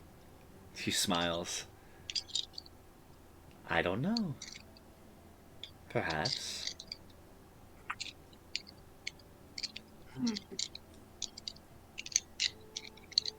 It is a pleasure to meet another one of my kind. It has been a very long time, sir. What is your designation? What did he say? What is your designation? Designation. Your command. What do you mean by that? Sorry, my old position was a position of command, and I still use many of the terms upon my station. What is your name, sir? I go by King Prize. King. Yes. Intriguing. I just got the crown. There's something about it, for sure. Well, it is a pleasure to meet you, my king. And he bows. And I say, it's a pleasure to meet you. And I like gesture to him to give me his name. Sir Will. Sir Will. I Excellent name, warforged such as yourself. thank you, sir. It was given to me by the people who awoke me. I did not remember, and still do not remember, my old designation. Well, may I ask you, Sir Will, why is it that you stayed here since your activation? I was found by shared friend, and he looks towards the Tabaxi. When I awoke in Midas, they were in the middle of exploring away from their fellow explorers. They took an interest in me and took me in. They already had these other Warforged, 2 of them, at least here. One more they found in the ruins of Midas. I attempted to revive them myself, as was done to me, but I could not understand it and figure it out. Well, I turn to the Tabaxi, and I say, may I? And I gesture to the other Warforged that are inactive. You see, she kind of puts her hands up and takes a step back. As you will, King.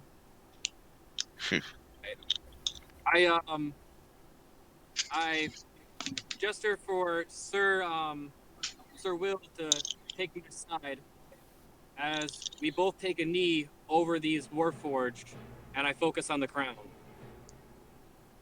Okay.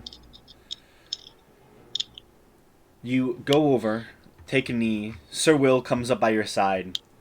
You can see his golden veins kind of flash for a moment as both of you begin to focus.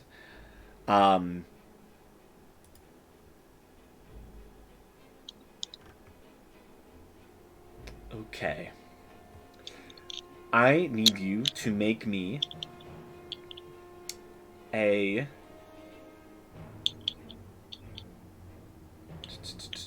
Let's go straight charisma roll. So, actually, roll a charisma saving throw, actually. Nate, can you do that for me? Me?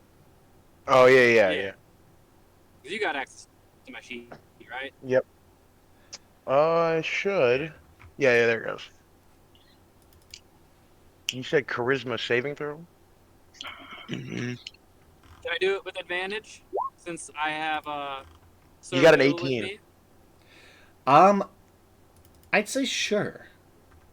Alright, I'll do another one. Yeah. Roll it again. 18 and a 14. 18 was better, the first one. 18. Okay, we'll take 18. the 18. Let's see.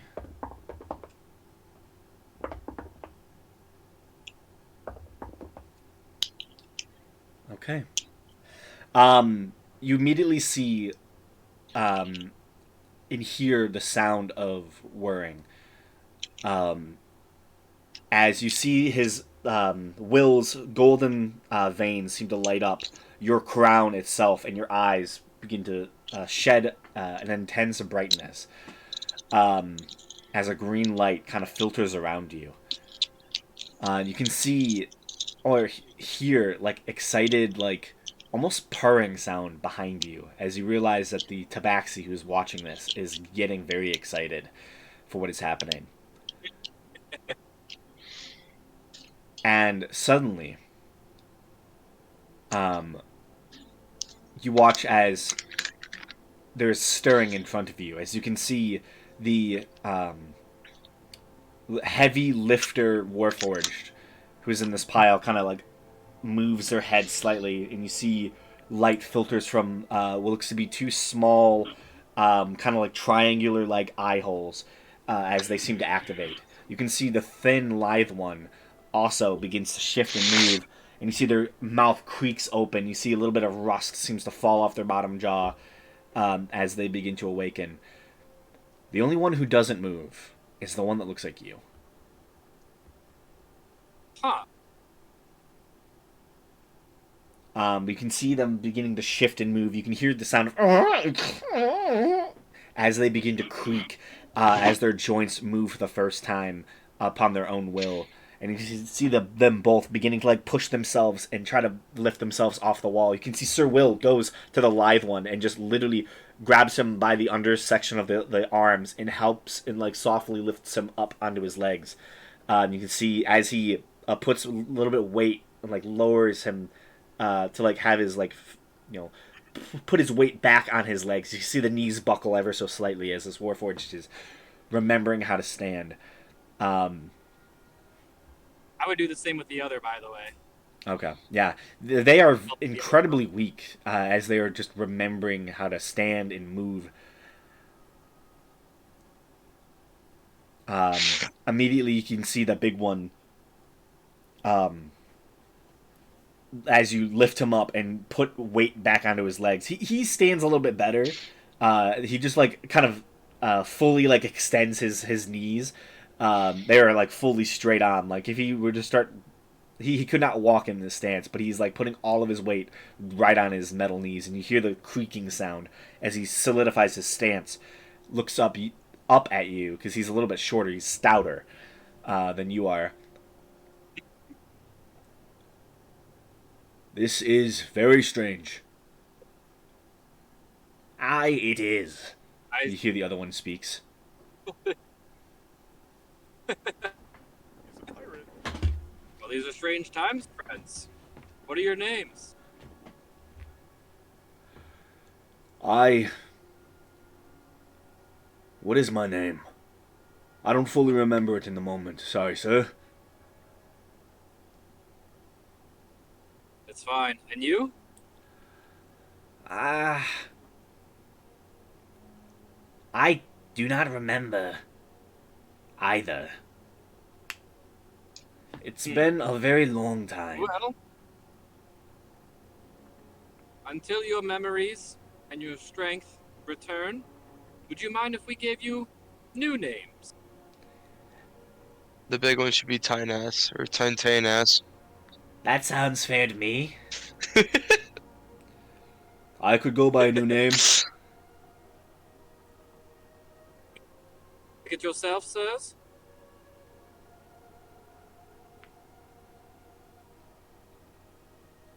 Pick it themselves. I can. Well, the king should give a suggest that, name. Like, I turn to Sir Will, and what do you think we should name these fine brothers of ours? Steely Dan. Titanas. I am still not very good with designations. But I could come up with something, for sure. Given time. All right. Well then, we'll focus on your health. I turn to the Tabaxi, and I ask him if he could, or if she could give us any assistance in repairs. I have just the thing. And she runs back into her workshop. I assumed she would. Hear me out, boys. I think that you should name them Flint and Locke. Hey, that's kind of pretty cool though. But I'm gonna say this.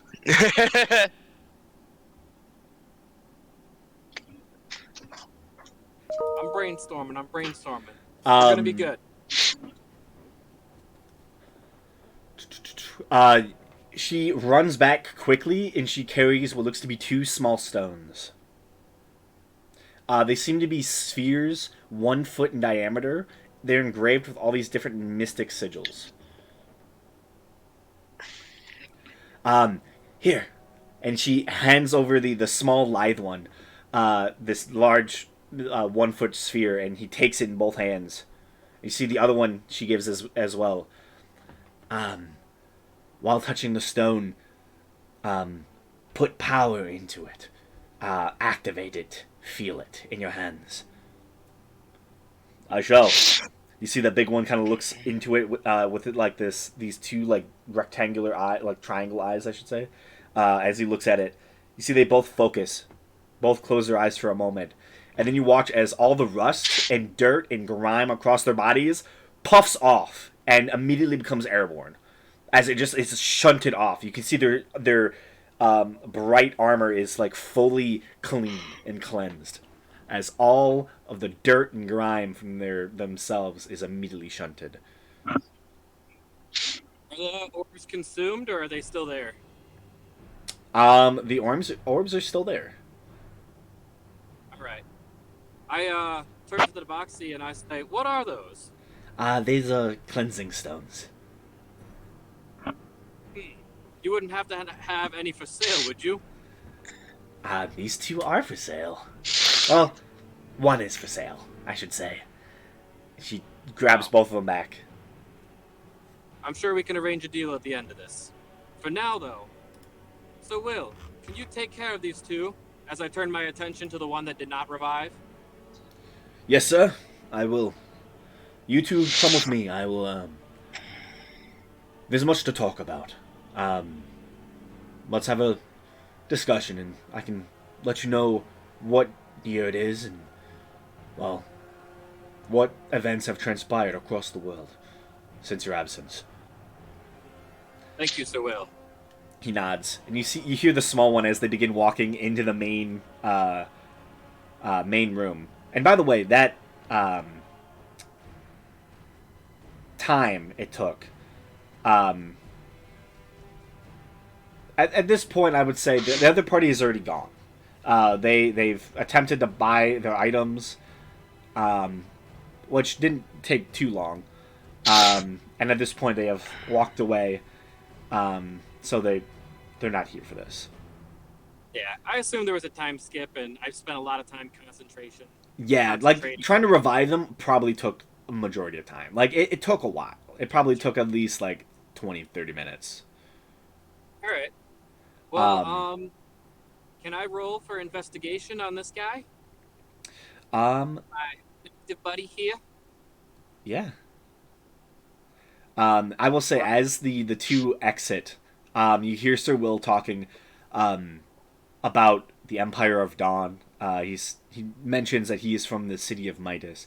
And you hear the small one goes, "Why does that sound familiar to me?" And goes, "Well, you most likely were from there." And he takes him off. I can't wait to have a long conversation with these guys. But Nate, can you roll for the investigation, por favor? If he can, I can. I also have access to your sheet. Yeah, so roll an investigation check. Got it. I'm on my phone, so I can't. No, you're good. I got it. Yeah, I think you can technically roll through the app of Roll20, but it's a little It's weird janky. sometimes. It is kind of janky.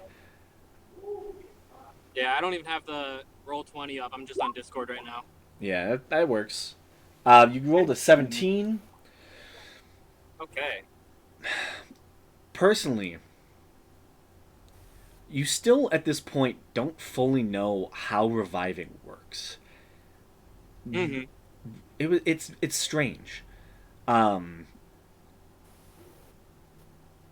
think you could give it another shot,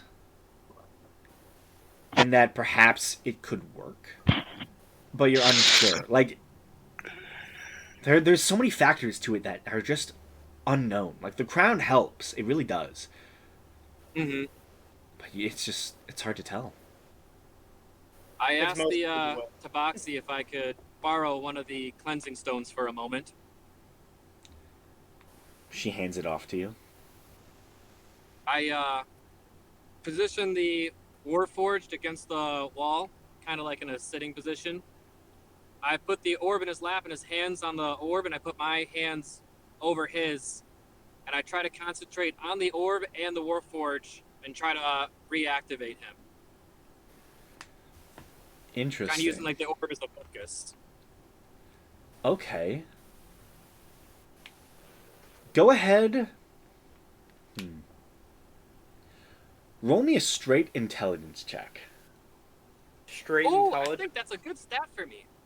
It is. It's a +4 modifier, All and right. you got an 11. And you have advantage on this because you're Oh, using God. the orb to help. 15. Let's do it, baby. 15? Not bad. Still has You potential. place the power of the crown that really gives you your intelligence. It is the embodiment of the Warforged consciousness that is surrounding you. And you place it all into this Warforged using essentially the force in the charisma that didn't work the first time and changing it to be not only your will and force of life, but the force of life and intelligence of your peoples. And you hear a sound of like almost like a popping noise, and you kind of partially open your eye and note all of the rust shunts off of the body. All of the degradation and dirt is immediately turned aerosolized essentially, and it begins to just like fall and move away from the corpse as two small red dots begin to gleam open, similar to your own. Ooh. Nice. I say, greetings, brother. Take it slow. You may not have your strength. My strength.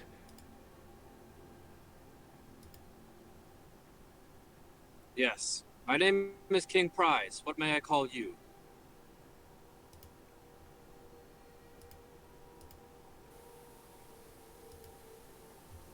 You said King Prize?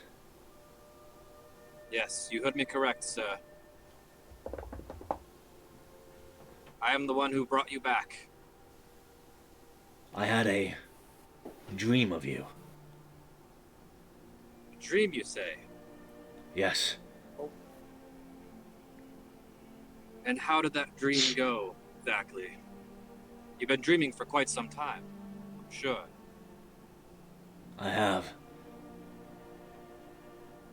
It's... I, sling one arm over my shoulder and I try to bring him up as he talks. He will rise to the occasion. He's... I don't think he is as tall as you. Yeah, he's just shorter than you. But his physicality is exactly the same as yours. as your old unit. It is slightly strange to see. This is a frontline fighter, essentially. This is a true knight. Can I do a quick wisdom check to see if I actually remember this guy? Make a wisdom check. What would it be? Maybe even searching for my rank and insignia, like the one that I had before. A wisdom. Would it just be a base wisdom check, Dustin, or like what check would this be? Roll a history check. 12. It's hard. That's with the +8, by the way. Yeah, that's just a really bad roll. Damn. Fuck. It's hard to tell.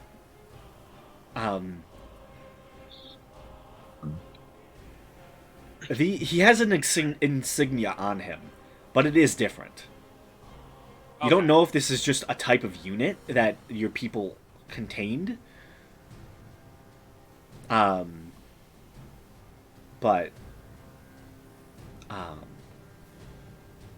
yeah.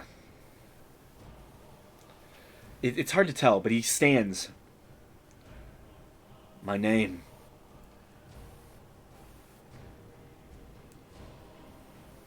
I am a knight. That much I remember for sure.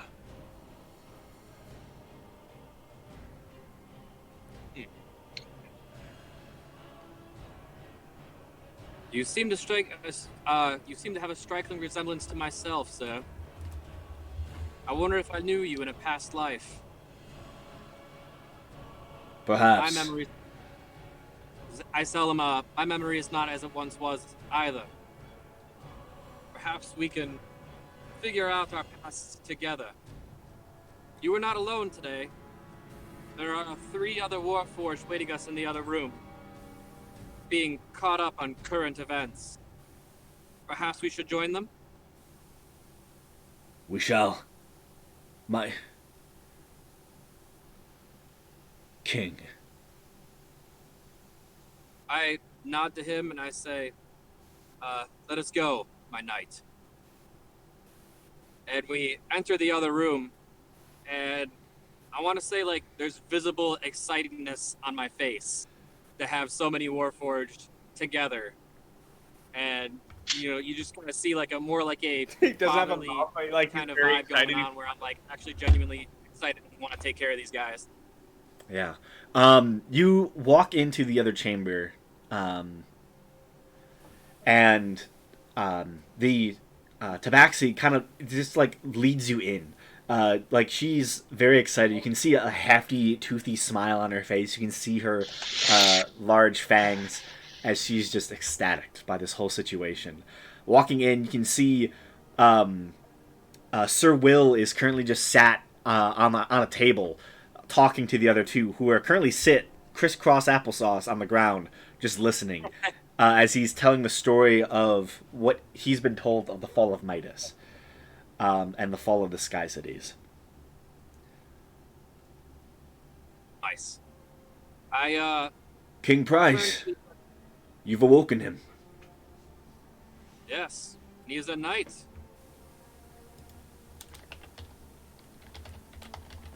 And I looked at the other fucking 2, and I gesture for the newly awakened one to take a seat with them. I shall. Hello, fellows. My name is Sir Honor. Honor it shall be. And you 2, have you decided a name yet? Yes, my king. I have named this one. He looks toward. You see the big one kind of turns towards you. Bear. And this one, he looks towards the other one is Drifter. Bear. Drifter. Excellent choices. I used to be a carriage driver. That's actually a good one. see your memory's returning. I remember I was very good at it. Excellent. I was fast.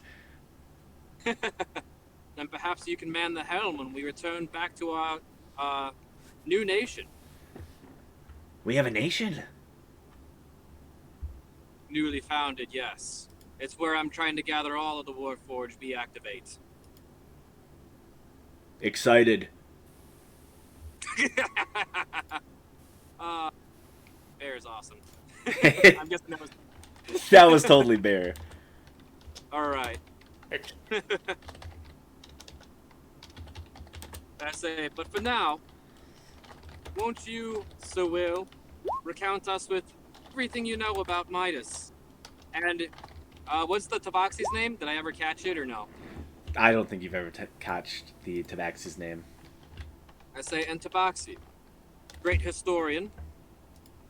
If you could also take a seat with us and fill us in with any knowledge that you may have, I'm greatly interested, as I'm sure that you have questions for us as well. I shall. And if you wish to call me by my name, you can call me Chance.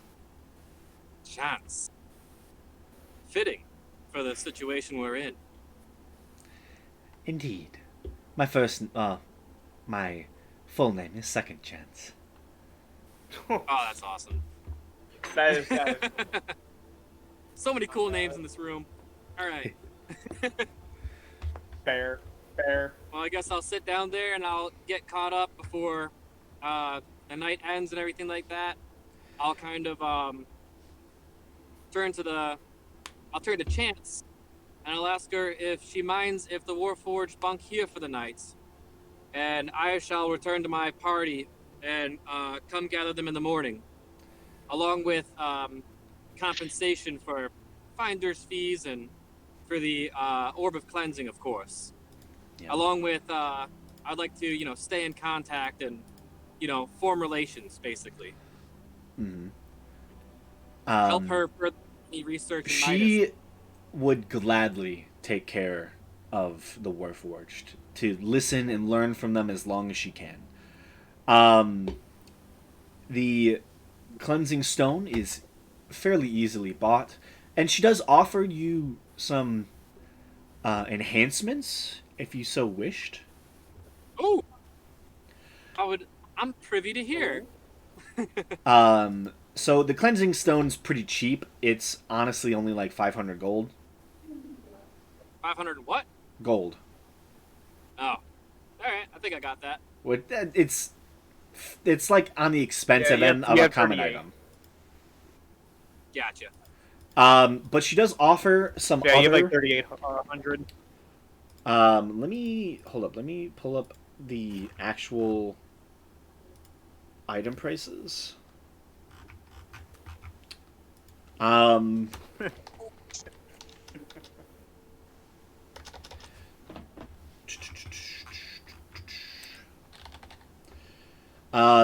Actually, sorry, it's 100 gold, not 500.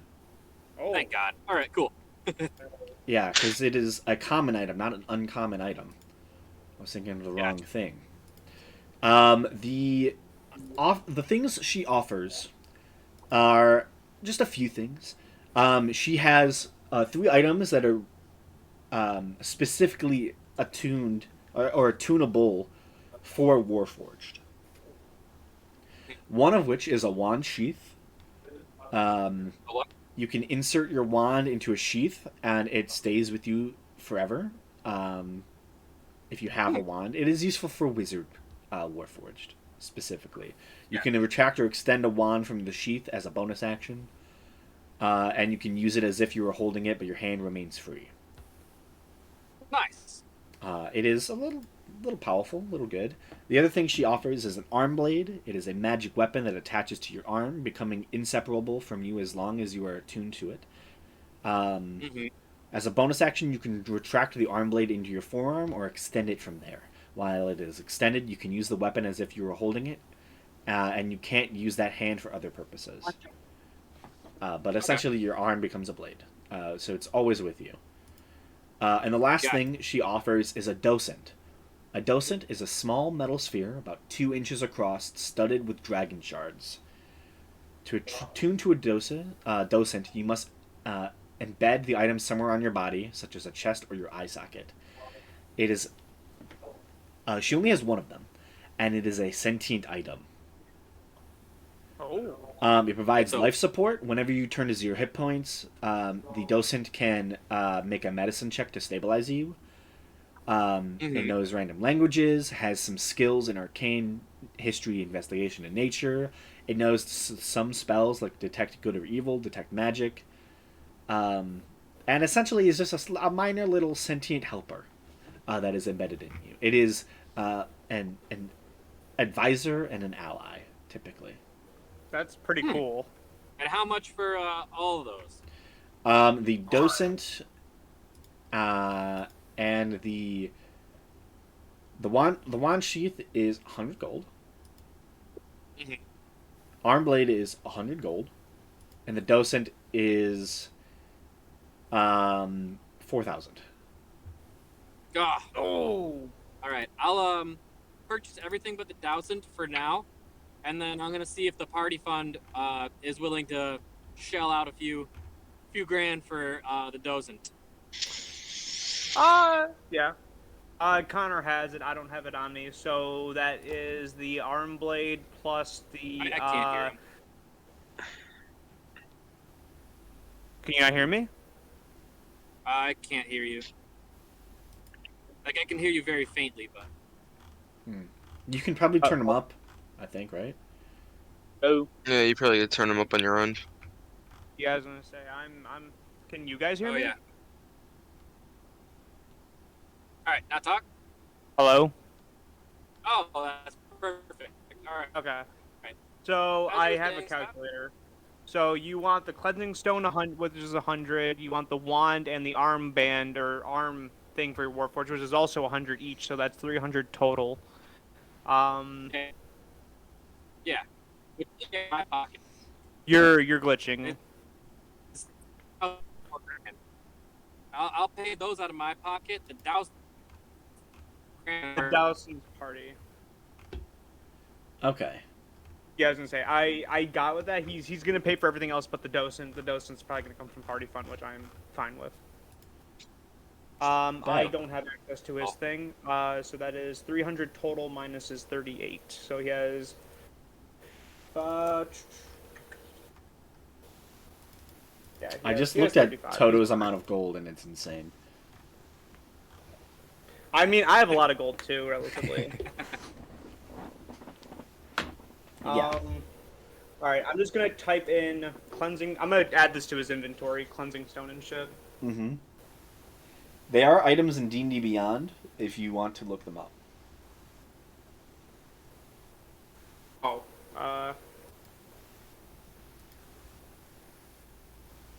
cleansing torch. I don't see a stone. Really? It should be there. There's nothing for arm. There's nothing for arm blade. Do you have access to Eberron? I don't know if you have that book, do you?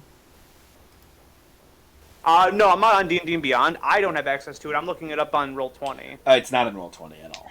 It's in D&D Beyond, so post it in the put the names down, and then you can find the descriptions to post in the items later. Oh, I have a website where it gives me every magic item. That's what I usually use. I know what they are. Yeah, I've looked at yeah. magic items before. Mm-hmm.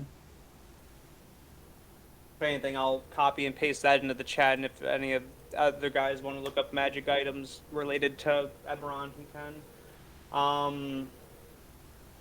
Yeah, for now, I'll just type them down. Yeah. Just type the names and I'll throw them in. From D&D Beyond. But I'll make all those purchases and then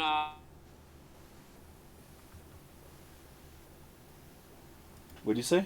You cut out. Q? I didn't catch that either. He might need a type.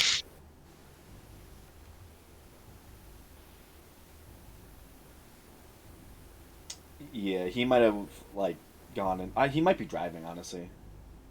Yeah, He might I be. think he is. Okay. The four Warforged stay with their host Chance as King Prize makes his way back to the party, finding them and discovering them sitting around the tavern. You all. Toto will. What is Toto gonna do? Oh, sorry, I didn't mean to cut you off. Like I said, delay. Toto will most likely notice King Prize, and he'll pin him down. He'll gesture him to come over, as I assume Short King would probably be a little drunk at this point. Short King. He is. He's like 5'. Sir King. He's like Connor's character shorter than 5'10". He's a short king. And he'll say, By the way. okay, we didn't hear what you said before, but before you started cutting out. Yeah. But yeah. Essentially, Connor's character will put like her arm around King Prize. He's like, my friend, where have you been? Come, sit down, take a drink with us. Or something like that. All right. I'll sit down, have a drink with them, and I'll fill them in and everything that I, discovered today. Oh, As I'm sure he'll do the same for me. I forgot to mention to you about what we've also done. Johannes will hand you the key to your room, and I will mention that we went to the. We found the location of where you wish to go about researching Midas. It is the artists. What is it? The Artisans Conservatory. Unfortunately, we need higher permission to enter, as guests are not allowed.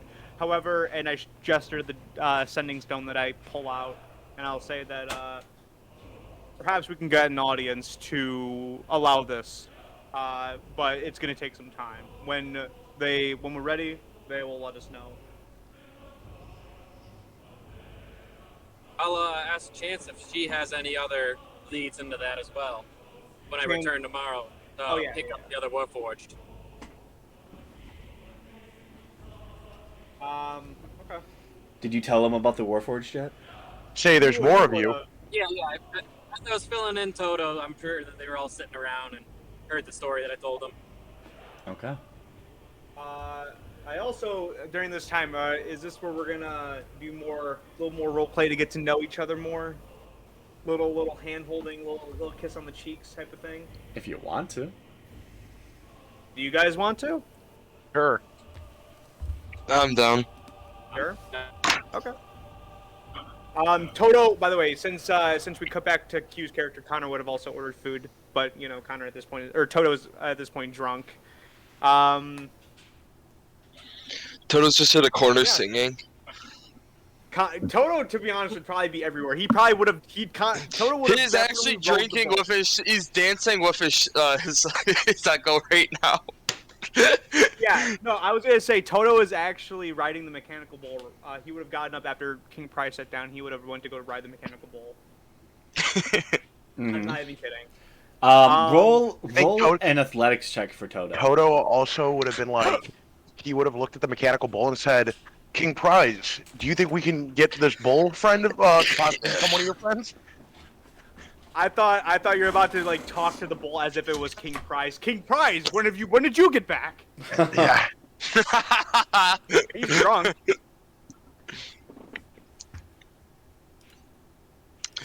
That's funny.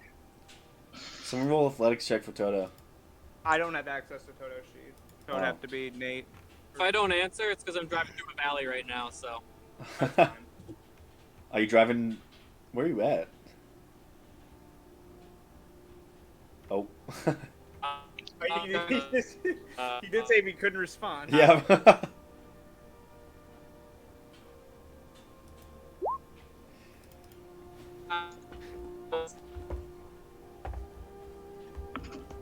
Yeah, he's he's in the valley. Toto is thrown off fairly quickly. Like he lasts like probably longer than a lot of like mundane individuals. Like, he does pretty good, but eventually he is chucked off. Okay. I will. Okay. I'll actually look at who do I want to ask questions first? Because I already know about Toto and Kikura. You know what? I'll ask Jet. Why not? I will say, so that necklace or that charm, whatever you may call it, you don't know its magical properties?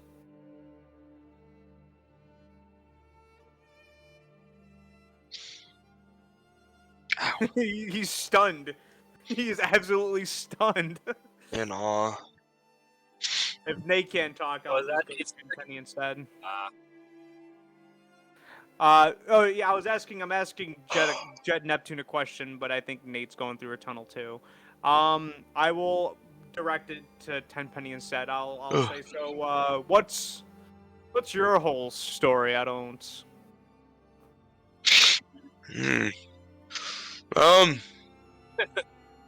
Not much to me. If I were to say, I lived a life of knightlyhood for the most part, if I could say that. Born and raised into a military family, and from young I started wielding a sword, got interested in magics, and basically made me the man I am today.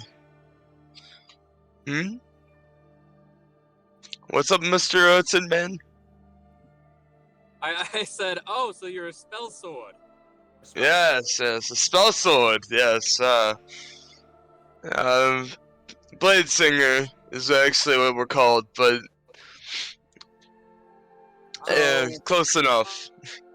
I mean, spell sword is a term. You would know this. I wish to know, what is an elf exactly? What's an elf? Johannes never really asked the question. He just like been rolling with it. To be honest, he does not give a fuck. But this is the first time he's curious about a race other than human. Huh. An elf. An elf is you know. What makes an elf different from? And I gesture to myself. I'd say. I mean, I take it that you're human-ish. Probably.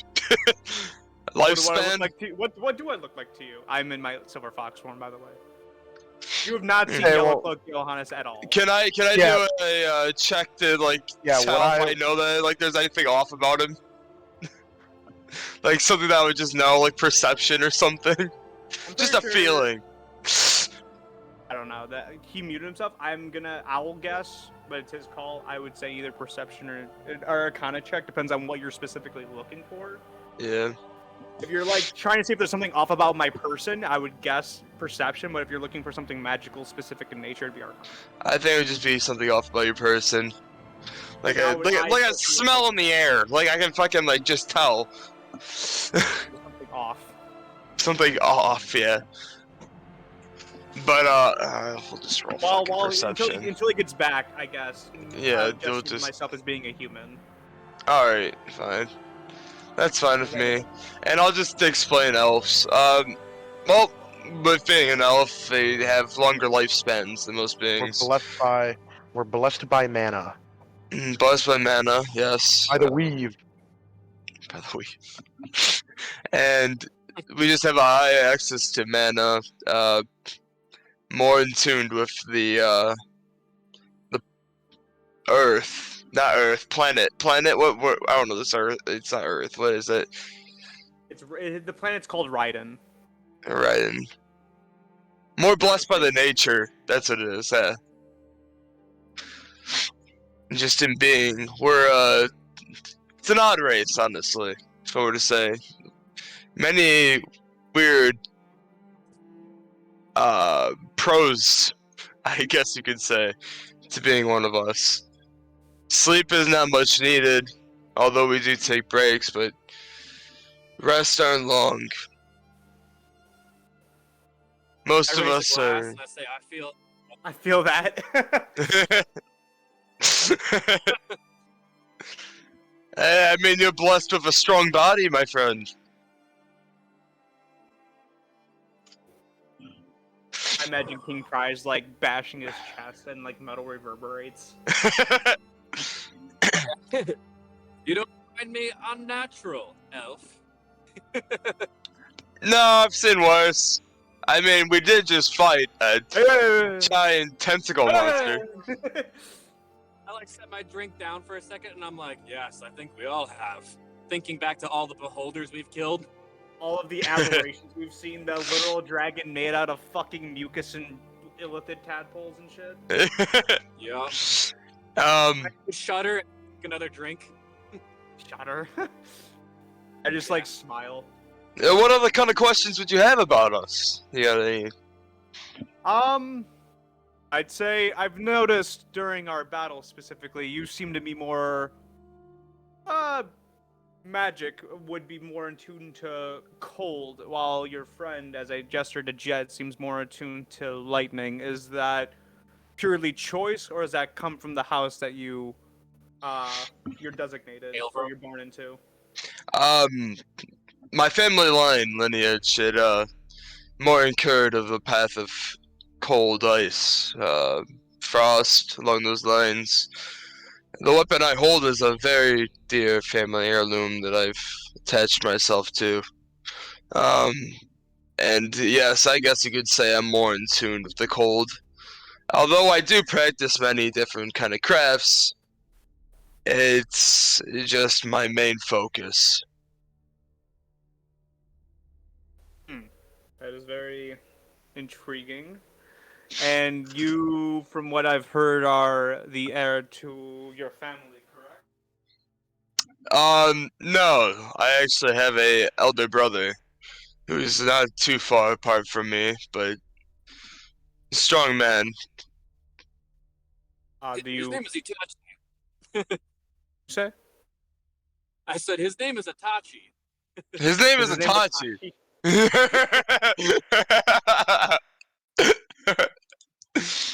I see. Would you prefer to be in charge? Actually, his name is Dime. Dime? D-Y-M-M.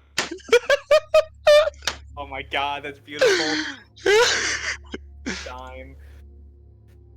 How many siblings do you have? Oh, just him.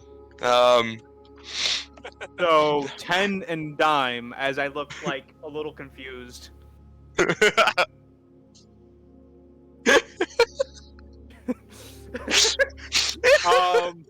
I mean, okay. I will say, let me think what else. And you're okay with your brother being in charge, or being the head of the next... Oh, yes, my family doesn't have any infighting. We are very noble, but also, we were raised right. Since young, we were trained with swords, with each other, with our father. He gave us basic training, and throughout then, we grew together. Brothers to the end. Wait, what? Are you talking about me? Not That's you. not my back. Okay. I Not was gonna say, younger wait, brother, no. not you, no. Oh, okay. Even though you were okay. part of it, also, Jet has also won't been ask there. about Jet also trained with my brother. I was gonna ask more about, like, what is your guys' relationship? He doesn't know anything about we're time. we're just friends, you know. Basically, Yeah, we've been good friends, childhood friends. We've been good friends for years, and Yeah, he got bullied a lot when we were younger because he was kind of a farm's child. Oh, has But, he now? I brought him in as my best friend throughout the ages. I was not from a rich family. I was adopted. Oh yeah, so I've heard. I'm going to swivel the conversation now over to Jet because I'm a little curious. Since Nate's back now, and I Yep. got a lot of information out of Jet. That necklace around your neck, you know its magical properties. Nope. I did not know that. Would you like to?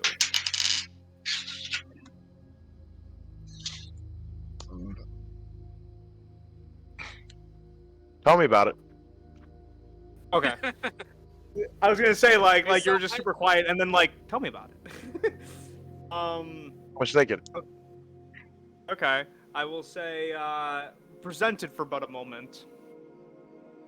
What'd you say? I said presented for but a moment. All right, He I said pulled he out of my said shirt. whip it out. I pulled it. Yeah, I whip that pulled out shit of my out. shirt.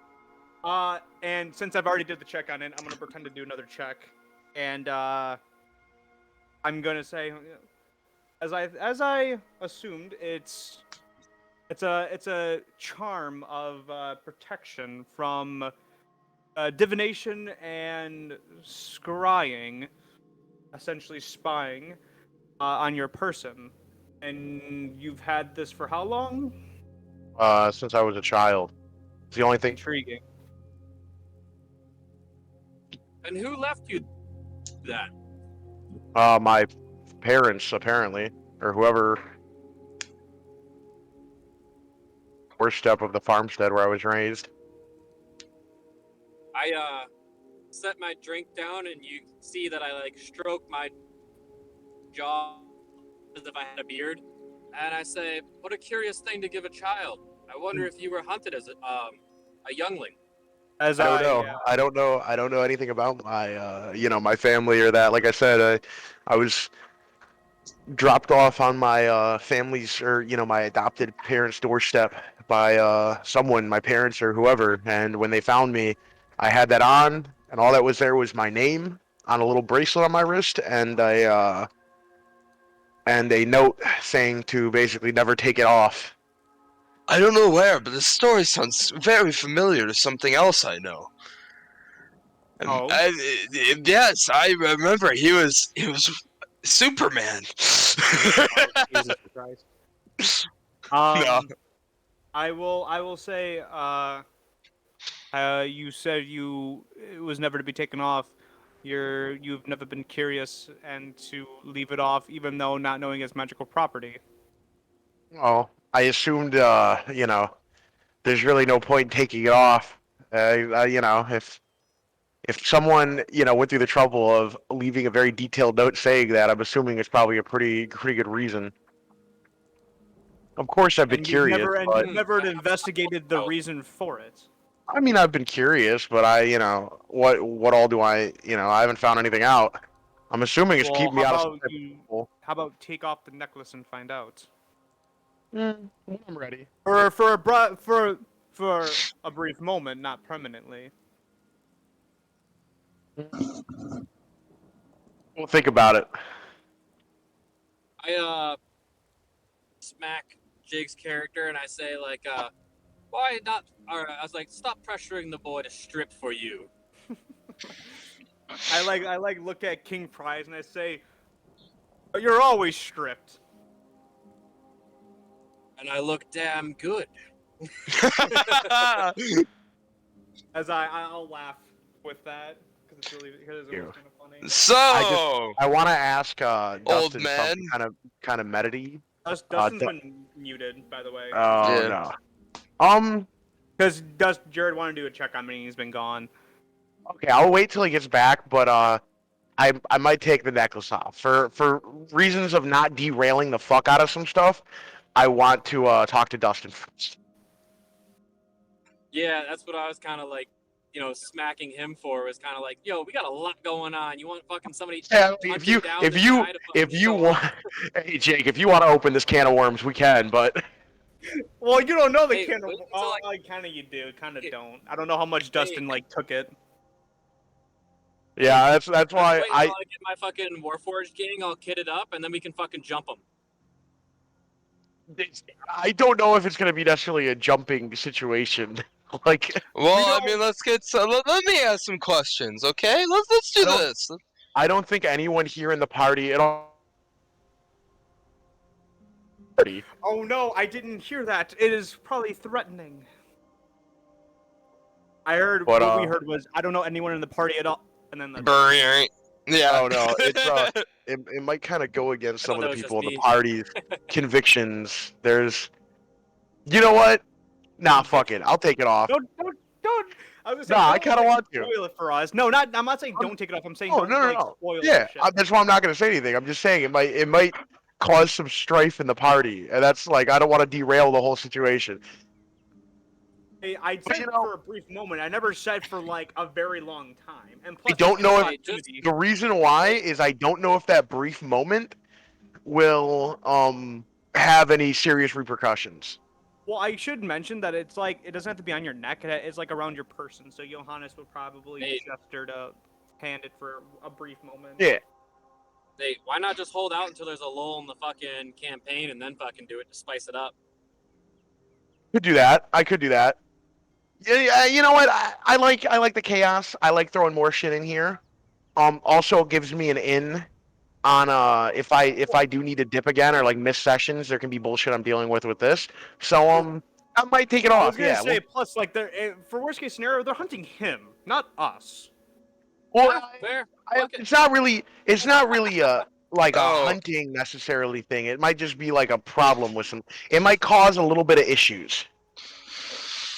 Well, Jet, we don't know isn't what your that dad's means. name like Itachi or something? I just remembered this for some Also, reason. huh? No, we think also the other thing is we think from what we can tell, it looks like I am a half high elf, half dark elf. Ah, Hence why I know undercom. I Elf. will. I was gonna say he's half drow, half high elf. I could see why people would hunt him Yeah. down then. From At Jake's least- perspective. At least we think it's high elf and drow. We're not certain though. That's the Yeah. most. It makes the most sense. Okay. Because so then I I'd have say I if have some you- drow features, but I don't have any of like the repercussions of being a drow. And then I also have some like what we presume to be high elf features. Okay, so then I will, since you want to take off the necklace, Johannes will put out his hand for a gesture, and I will say, but for a brief moment, probably a brief moment. Yeah. As, Hesitatingly, I will do it because I'm just like fuck it. We can kick their ass. It's whatever. I will hold on to it, and I will wait about, I would say, a minute. And during that We minute, figure out what goes on next. I was gonna say, I would say a minute, and during that minute, if you guys wanted to ask any more questions or whatever, but after that minute, I will give it. Something would have happened right away. Well, that brief moment means like it's not gonna be like an hour. No, it's gonna be a minute. Literally, it's probably just to cast a spell. You gotta think about it that way. And then one of us used detect magic to see if he really casted a spell. No one can. He's not casting a spell. No, you. I'm not casting a spell. I wonder if detect magic would work on scrying though. I believe it divination. does. It does On the actually, because what itself. you see when you do detect magic, you actually see like a floating ball of light, essentially. Yeah. I wonder if it works on the object and not just the caster. What do you mean? So like if you casted divination, right? Yeah. I'm wondering if somebody who was like just chilling next to whatever object you're trying to find were to cast that they would see that there's an aura around the object you're hunting or finding, right?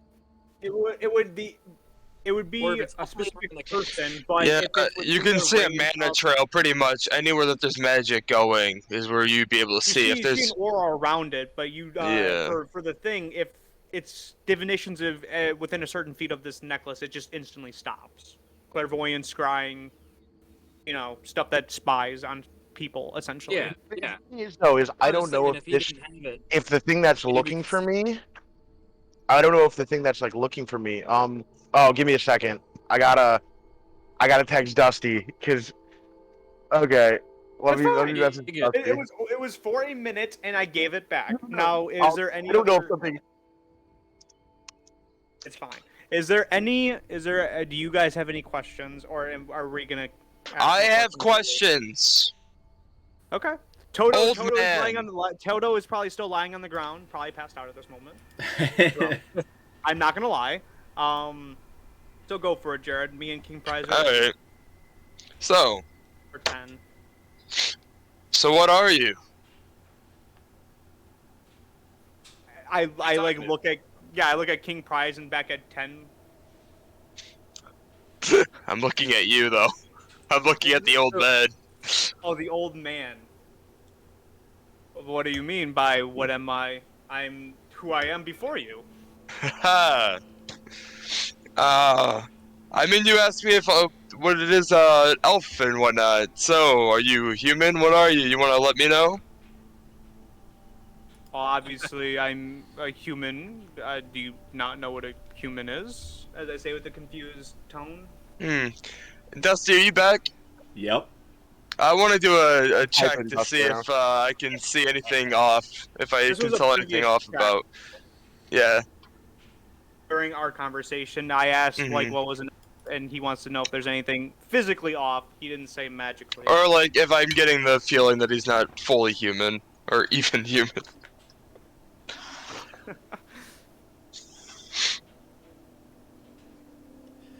Would it be like a Make an check insight to- check. Insight? Yeah. Ooh. You've cast detect magic around him, right? No, he's using his eyes. He said he didn't cast any spells. Yeah, I don't see any.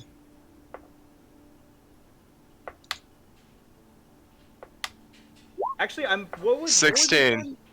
the way that this guy's self works. Make I'm a trying to deception recall. check. Isn't it Deception. Um, For Jake. Oh. For Jake, yeah, Johannes. deception? 16. So I see. I can see something. You only don't see something. You can see. What does he see, Dustin? I mean, like it's not magic. It's a feeling. It's literally a feeling. Like I can just tell something's off about Yeah, you. this is like the way that Dustin. It depends on how Dustin decides to describe it. Yeah. And if Dustin was So, there, we took his necklace off for a minute, literally 10. a minute. He's hard to read, but there's something about the way he answered the question. You don't necessarily think it's a lie, per se. You think he believes that he's human. But you can almost see that he is not. That there is an element of slight madness to him. And he is hiding something. That there's something going on. It's really hard to Okay. tell. So you see my message as well? Mm-hmm. Okay, cool. So basically, we're saying he's not really like trying to lie to me. He's just delusional. All right. I'm crazy. So I'll just 'Cause go the along way- with it. I'll say, all right. I guess I'll have to believe you. It's your words. I'll learn through your actions, I guess. So how long have you guys been traveling together? What's this about Nightmare? So, and I gesture to my metal companion. We picked this one up when we founded our nation, or when we first discovered it. Can I Rather than interrupt for a found second? Yeah. Nate, at this point you have taken off the amulet, right? Yep, I took it off. For a minute. Just checking. Uh-oh. And we found him in a secret passage after we slayed the monster that cursed the land of flood. He was inactive, but then reactivated, and he's been with us ever since. I gesture to the one that's passed the fuck out, snoring Short King style. That one over there has been with me since the beginning. There were two others, and a furbolg named Skifflefluck. He was a quiet one, more of a gentle giant, but he is gone. The other one was a vampire named Dracova, and he's not dead. We do not know. He was per se banished during a raid of ours near our home. We were raiding a fire giant stronghold, and he was banished. Unfortunately, You're Do looking I, for this, do I know what banishment is, right? Correct? Because we're spellcasters. Yeah, so he didn't come back? Yeah, he didn't come back. He was banished and did not return. That is. So you had a friend from a different realm. hi as I gesture to me and Toto, but this one here, Oh. the metal one, is. I want to see if I see anything through that. Well, I can I say, are you trying to find him? Well, we're not, unfortunately, because we don't Oh. know where he presides, but Skiffle, Well, that if I've you can, mentioned, and do you have any of his like personal items or any of his belongings, something that he may have hold dear to him? Toto. I Just Oh, go okay. touch Toto. They were pretty close, I'm pretty sure. I actually don't think we have any personal items of Drakova on us. Because Drakova we do carried have his everything on room him. back at the manor. In like a room or something, like any. Left in there. Or a room, yeah. Well, I would say that we already have individuals searching about a way Oh. to bring him back at this time. Well, I was gonna say that. I mean, if you were looking from where he was at, I could, use the spell scrying. I just need some items that were, personal to him, and I could probably figure out where he's at least for y'all. Scrying only works on this realm. It doesn't Nope. transfer to another. As far as I'm tracking, it's any realm, as long as you have items, but they need to be They need to be items, yeah. Like the stronger the connection they have to them, the better chance of like a better connection, basically. Honestly, you probably find that on Serviz. It's on the same plane of existence. You're right. My mistake. Oh, Oh man, it's kind of table talk, Mhm. but fucking Trevor was from the same realm. He was. Too bad he is disintegrated. Or poor man. He's There turned into was mind player. There, that was a story. Unfortunately, he left us. He left us shortly after. He left us shortly after for reasons he did not specify. But last we saw him, he was infested by illithid tadpoles, and the city of Kalos had to disintegrate his body. Sad, but That's rather. we do know what realm they are from. Drakova talked about it quite a bit. He is from the Shadowfell, but in terms of getting him back into this material plane to finish what he has started with us, we already have companions looking for a way. Skifflefluck and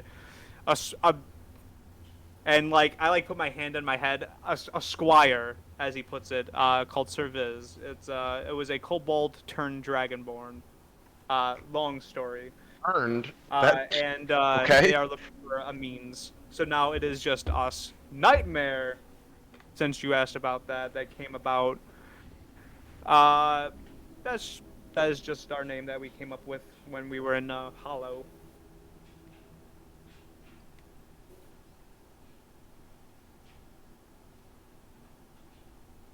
I know, stunned, right? In I awe. was. It's because of where I was driving that you guys got quiet. I was gonna say, like, after I finished, like, oh yeah, we just like got Hollow or we got Nightmare and Hollow. That's pretty much it. I mean, that's kind of like the story, unless like Jared or Nate has a question.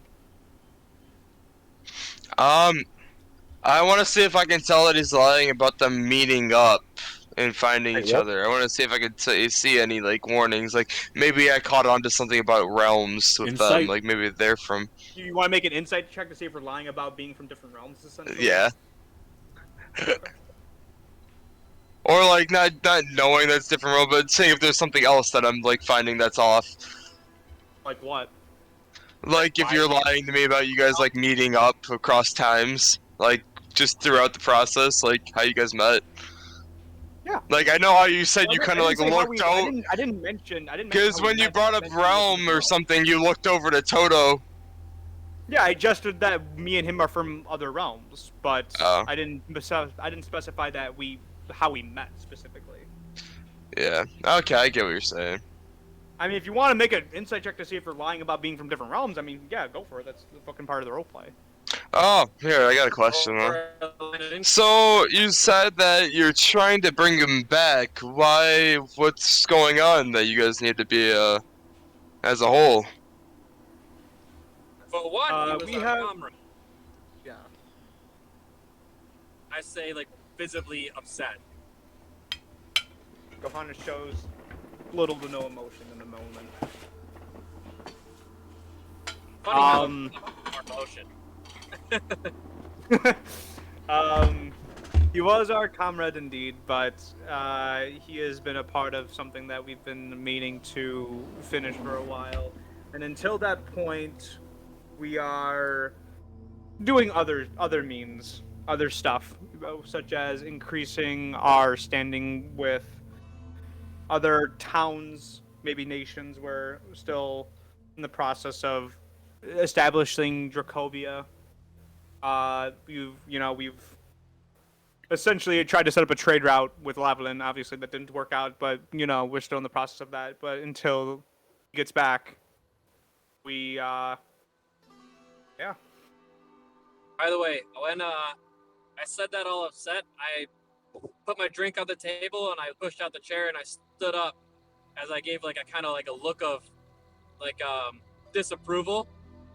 And then I went and picked up Toto, who was drunk on the ground. And I took him back up to his room for the night. Disapproval. Yeah, because you talk like you don't care about Jakova. Oh, you said you looked sad after you said our comrade, and I'm like, yeah, Johannes just didn't like. No, I looked upset that you fucking acted like he wasn't important. What do you mean? Just the words that you said would have pissed off him. I'm not saying like as Quentin. I'm saying as King Prize. You didn't really say anything good. You just said, "Yeah, he's gone." Yeah, I just said, yeah, he was banished, but I didn't show visible upsetness. Well, yeah, but you didn't. He's saying you didn't show anything towards him going away, Got it. and he expects feelings for your comrades. Got it. Yes, because I'm a king, and it's like all the fucking people that we're with. It's like owe a duty to them, especially if they're your comrade, right? And equal. I'm gonna say we can talk about your guys' journey another time. As I can tell, your friend's a little mad about something. We should call it a night.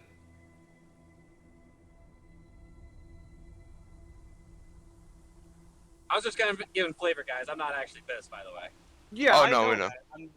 I'm just saying. I mean, I was down to keep drinking and talking, but if you want to leave, Jared. I mean, if there's any questions, I'm down to talk more. Yeah. I mostly pulled myself out too because I'm almost home. So. Yeah. Let me see. I will. Sorry, I'm like looking at something. Or I'm trying to find something. Oh, I got something. I will pull out the because I forgot I had this. I will unroll a piece of large parchment that I've had, and I will put it on the table. And it is the elven art of Rochida that we got from the manor of Coleman Hold originally.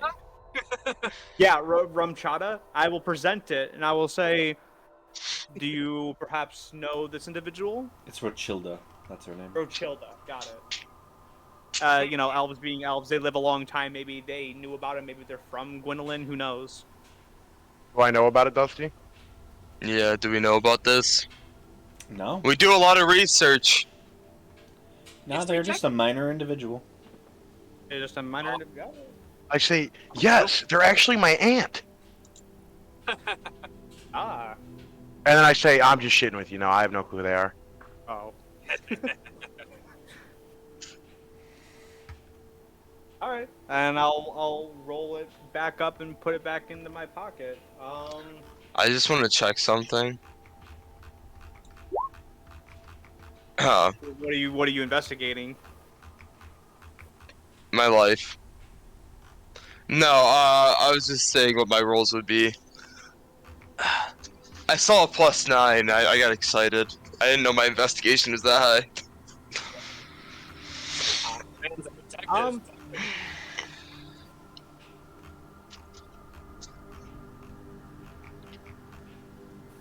So then, okay, here's a good question. Since you guys and I gesture to both of you, since you've completed your original task of establishing a trade route with Lavalin, what will you do now? Suppose, Good question. Whatever pays well right now. I'm out here for work. So you're still together and you're not returning anytime soon? No, I don't really need to go back. Yes, we do need a report. I need to get back to the manor and talk to the higher ups. Let them know that we've established trade routes and see what else we can offer to them besides our magical wood. I mean, many people want, we usually look at quality and quantity, you know. We're expecting you. You're expected to leave when? We might spend another day or two here just exploring the city, seeing what's up. Then we must go back and find out what's going on back home. But next quest would be whatever bounty we've received from our orders.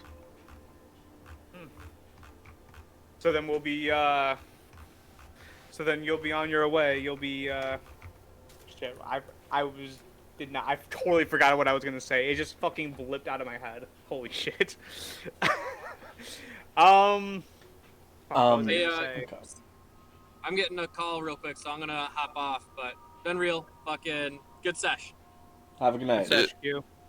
Bye-bye. So as I will. you all begin to, prepare yourselves to like move on, you hear the door of the tavern open, and you see all these young drow go quiet. As you all kind of like hear this, you turn and look, as you see a strange individual steps into the doorway.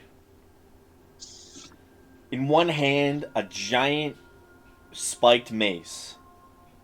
The other, currently holding what looks to be a double-barreled object over one of their shoulders.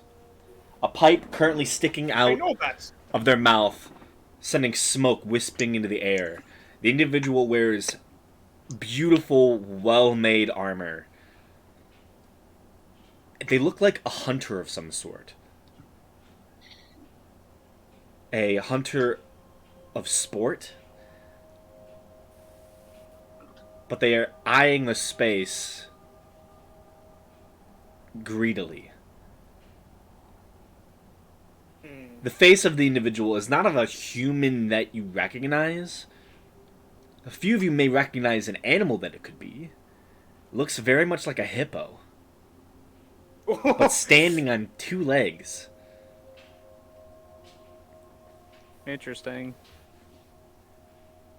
Are they looking at anyone in particular, or are they scouting the room for something? Scouts the Yeah, room, and then eyes lock with one of you. I will stare at him. I wanna. He's not looking at you. See who they're looking I at. know. Yeah. He's looking at Jet. Yep. You see he takes a few steps in. The mace currently just dragging along the ground as he I'll walks kick towards your Jet table. and say, "Hey, it looks like we got trouble." I will stand up. If Nate, you wanted to do something. He's dying. Like, He just turned what? into Optimus Prime. I said I'm gonna put one hand. I think he You're said he's gonna put one hand on his weapon. Like on my spell book. I will cut. Okay, here's an actual quick question. If I were to hold an action, like such as a spell, how long would that last for? Like 6 seconds? Like ready in action. Like if you're using a spell, yeah, 6 seconds. Are they walking over to us? What's going on here? Yeah, Tell he's us the walking over to situation. you. Hippo, I will stand.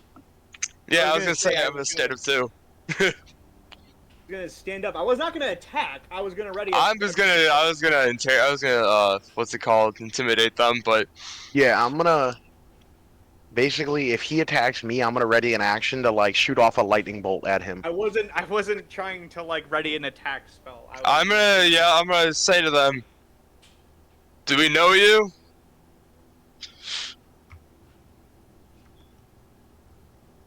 I will say if he's You quiet, I'll don't say, know Now I'm me. curious about you. How about you Yeah, come of sit course down I and have wouldn't know something as ugly as you. What do you want? You're a funny one. I think I'll let you live. That's funny. You think you can kill me? You see, he I just will- takes the double-barreled musket and just points it right at your face. What'd you Me? say to me?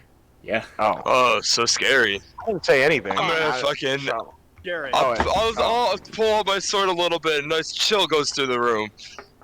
And I'm gonna say friends, and I kind of like, be like, we should just Sit down, have a drink. I'm very curious about you. I've never seen anything like you before. Please. I would like to know more. Where's the robot? A what? The robot.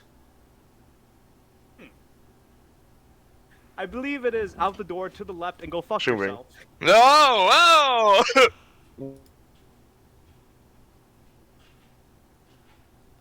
If you're looking for robots, why don't you go ask the police or whatever they're called over here? They have plenty of them. There's robots everywhere. You have to be more specific, friend. He just looks his head, looks towards you and then moves the gun to your head. who? I just. Johannes. Jakes. I was. I will. Can I name drop shotgun? I'm about to literally say, if you don't put down that gun, I'm gonna cut your arm off. Although, like, I believe Johannes would know what a shotgun is, but if I name drop shotgun, You would, it's but- cool. It's I just think a shotgun can kill me.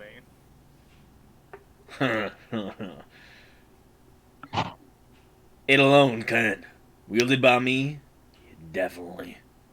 I smile, and a little yellow flash. Interesting. You What kind hear of the robot are you door looking- open again, and you immediately hear. No, it's a no. No, it's not a knoll. You see three individuals walk in. You see one has like a rifle similar to his, but different. It seems to have like bluish energy currently like emanating off of it. You see he wears like a red hat and like a striped shirt with these enlarged shoes. You also see another one that's short with like long wisps of like reddish hair with like bow ties in it, kind of. And you see another one that looks just very like strange. They all have this like weird painted makeup on, and they just step into the room just laughing. They look like clowns. What the fuck? They with you? My boys are back. So, I'll ask the question again since it seems to fly over your head. What robot are you looking for? There's two You're of not- them. One's tall, one's incredibly short. I'm just gonna like I put my say- hands, like in my eyes, like, oh my fucking god, you're an idiot. They landed I, on this world not too long ago. What do you mean by landed?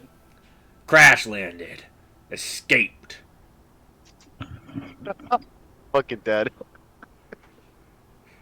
Oh my god. Oh my god. This fucking. Oh Jesus. Oh Dustin.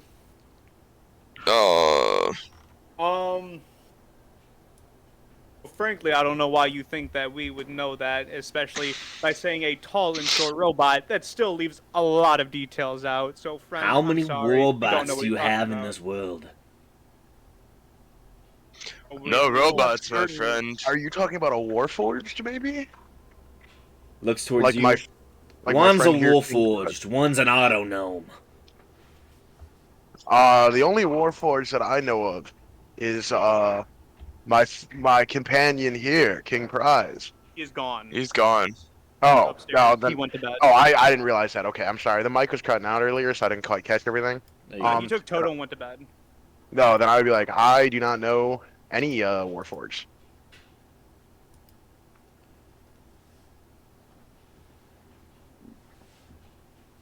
To be honest, friend, I've never heard of an auto gnome before. Well, you're starting to sound like bounty hunters. That But you're I in the am. wrong area. Why are you coming to us first? Well, I detected what seems to be a fucking astral elf. Looks right towards you, Jet. Oh my god. So, I assume the reason you're hiding on this backwater place is you know something. And I want to know it. And I assume Know you know something. why they landed here. Sir, we just got here today. And if you think we know something, you're dead wrong. I'm not certain of any of this astral projection or whatever you're talking about, but yeah, not making any sense to us.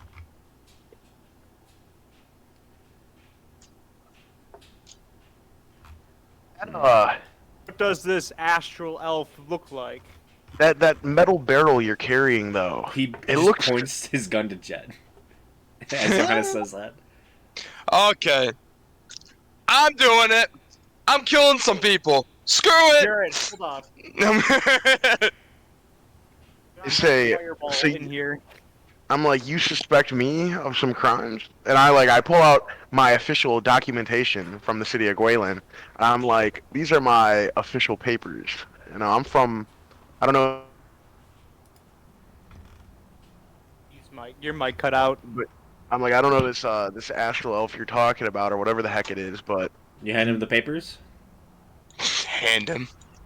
but I can assure you, Do you hand him the papers? I've lived here my whole life, yeah, and I give him like the papers. He takes his mace, just like jams it into the ground, takes your papers, puts it at the end of his gun, and shoots a hole through him. I guess that's what was gonna happen. Yep. So when he shoots, does this cause a commotion at all? Like, does anyone? Yeah, is anyone like, you said this place was a little crowded. Everyone at this point has like stood up and is like moving to the back of the room. You can see the Dragonborn behind the counter is just looking angry as fuck. So I'm I'm say right now, if I get the city lord involved in this, curious. does he know about these affairs? I don't I was care what the lord of this city does. Stand up, elf. You're coming with me. I put my hand on my spell book and I say, "What if I don't?" I'm gonna start blade dancing. Wait, let's see what Nate does, cause I'm just prepping it. I'm prepping it now. Okay. Jared, you start blade dancing. Nate, you put your hand on your spell book. Yeah, point his gun at me. I'm gonna use what's it called? I'm gonna cast fucking lightning bolt on him. Actually, I'm gonna do chain lightning because he's in there with 2 clowns, right? 3 clowns. three clowns and him. Within 10 feet of each other. Not within 10 feet. Is it 10 feet or how far is it? I think it's 10 to 30. I think it might be 30 feet actually. Let me look at chain lightning real quick. This would depend on 30 feet. Yeah, are they within 30 feet of each other? They're in within 30 feet, yes. Okay. I'm Basically, if he tries to grab me or points his fucking gun at me, I'm gonna cast chain lightning. His gun and is hit already target pointed him. at your head, dude. Okay, I'm gonna move. But I'm gonna move over to the right. Actually, fuck it. I'm just gonna cast chain lightning on him. can I? Okay. Can I? As you cast chain lightning, gonna end the session there. Oh, I was gonna ask the way that telekinesis works. If it's strong enough to crush a barrel of a gun. Not really. No? You can't really crush with telekinesis.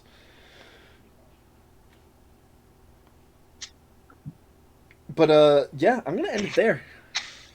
Well, I opened the can of worms, Jake. So Well, this is your can of worms. I know, but now it's all of our problem. Well, it's still your problem. Yeah, but I mean, you're here with us, so. I mean, yeah, I'm here with think- you, and I think if he threatens my life, I will retaliate. I think, Yeah, yeah, well, put a you already gun to pointed your a head. gun in your Right, fucking face. Yeah. Yeah, Yeah, and I mean, the, I was more on the lines of like, sit down, I'm more curious about you. so the thing is, Threatens me, I'll Nate, retaliate. just so you know, Punch gun to face. the thing is, as you took your necklace off, you took it Yeah. off for a minute, but it takes an hour to attune to it. No, he didn't unattune to it. He just like took it off his neck. That unattunes it. Like you have to, Oh, it does. That in order. doesn't make sense. That does not make sense. Okay. 'Cause if you're tuned to like an object, you take it off, like a You staff cannot, or something. you cannot be far from that object. What's far? Like handing it to another person. Yeah. He did. Yeah, that's fine with me. I'll take it.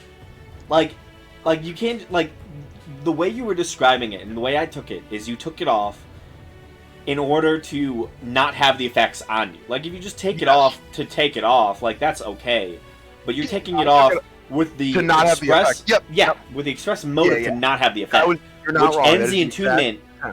That, like, if you're not attuned to it, that ends the effect on you. So you would have to Yeah, it makes unattune to it and then attune back to it. So you're still not attuned to it. sense. No, that makes perfect sense. I'm probably in the process of attuning That's to it. why he didn't want to take it off, and Jake goes, Well, he didn't know. "Well, no, it's not that far away." So I mean, you're basically just like, I didn't. My character wouldn't have known what would actually happen. Actually, like I'm not True. gonna lie. Myself, I didn't know what was gonna happen because there was a couple different possible outcomes that could have occurred, and this is a very interesting one. I think it works so, good. Dustin, what essentially happened was I was like, oh, like, you have that necklace, you know what it does? I explained what it does. I'm like, oh, would you be willing to, like, take it off for, like, a brief moment, a minute? And then he hands it to me. I held on to it for a minute. And then Why I I gave took it off though? That's exactly what happened. Facts I to don't see if know. anything happened. So I agree. Like Taking that's, it off, like, you asking him to, like, if you were to just take it off and just, like, nothing would have happened. Like, you were just taking it off. But, like, the way you made it sound was, like, you wanted to see what effect it would have if he wasn't having it on him, or, like, wasn't having the effect on him, which it didn't have the effect on him. it he was to more unattune. like just he wanted to get it checked out. Yeah, no. It was literally to see if it would end, like what would happen if I end the effect. That's the exact reason. why I took it I off. didn't know That's that's why what you you took guys. it off. That's what you guys wanted to do, right? Okay. Yeah. Shooting. Maybe, I'm assuming as well. Toto and King Prize probably heard the gunshot. they'd be 100%. upstairs still, but Toto's still kind of drunk. That's true. As a fun flavor, have Toto be drunk and have him make disadvantage on deck stuff. That'd be so funny. Get advantage on charisma, but disadvantage on dex. Yeah, absolutely. That's how drunk Toto works. All right, I'm starting the next session off of a fireball. Well, I got Yeah, I we're was not starting gonna it lie. off. We're actually starting off the next session with the fucking chain lightning. So And then a fireball after that. No, I'm kidding. I was gonna do mind thrust, to be totally honest with you. Hey man, it works. I was like, I can hit all the clouds too. I was like, this is perfect. I might just be an asshole and fucking hit them with Dragon's Breath. Okay, I do. Well, in the tavern, Jared. You have to keep that I in know, mind. I'm gonna blow a hole through the tavern. Through what's it called in the secret chat real quick, if that's okay. Alright, so we're good I'll now? ask a quick question. Yeah, we're fine. yeah, I'm about Alright. to end the session. So like, Good night, boys.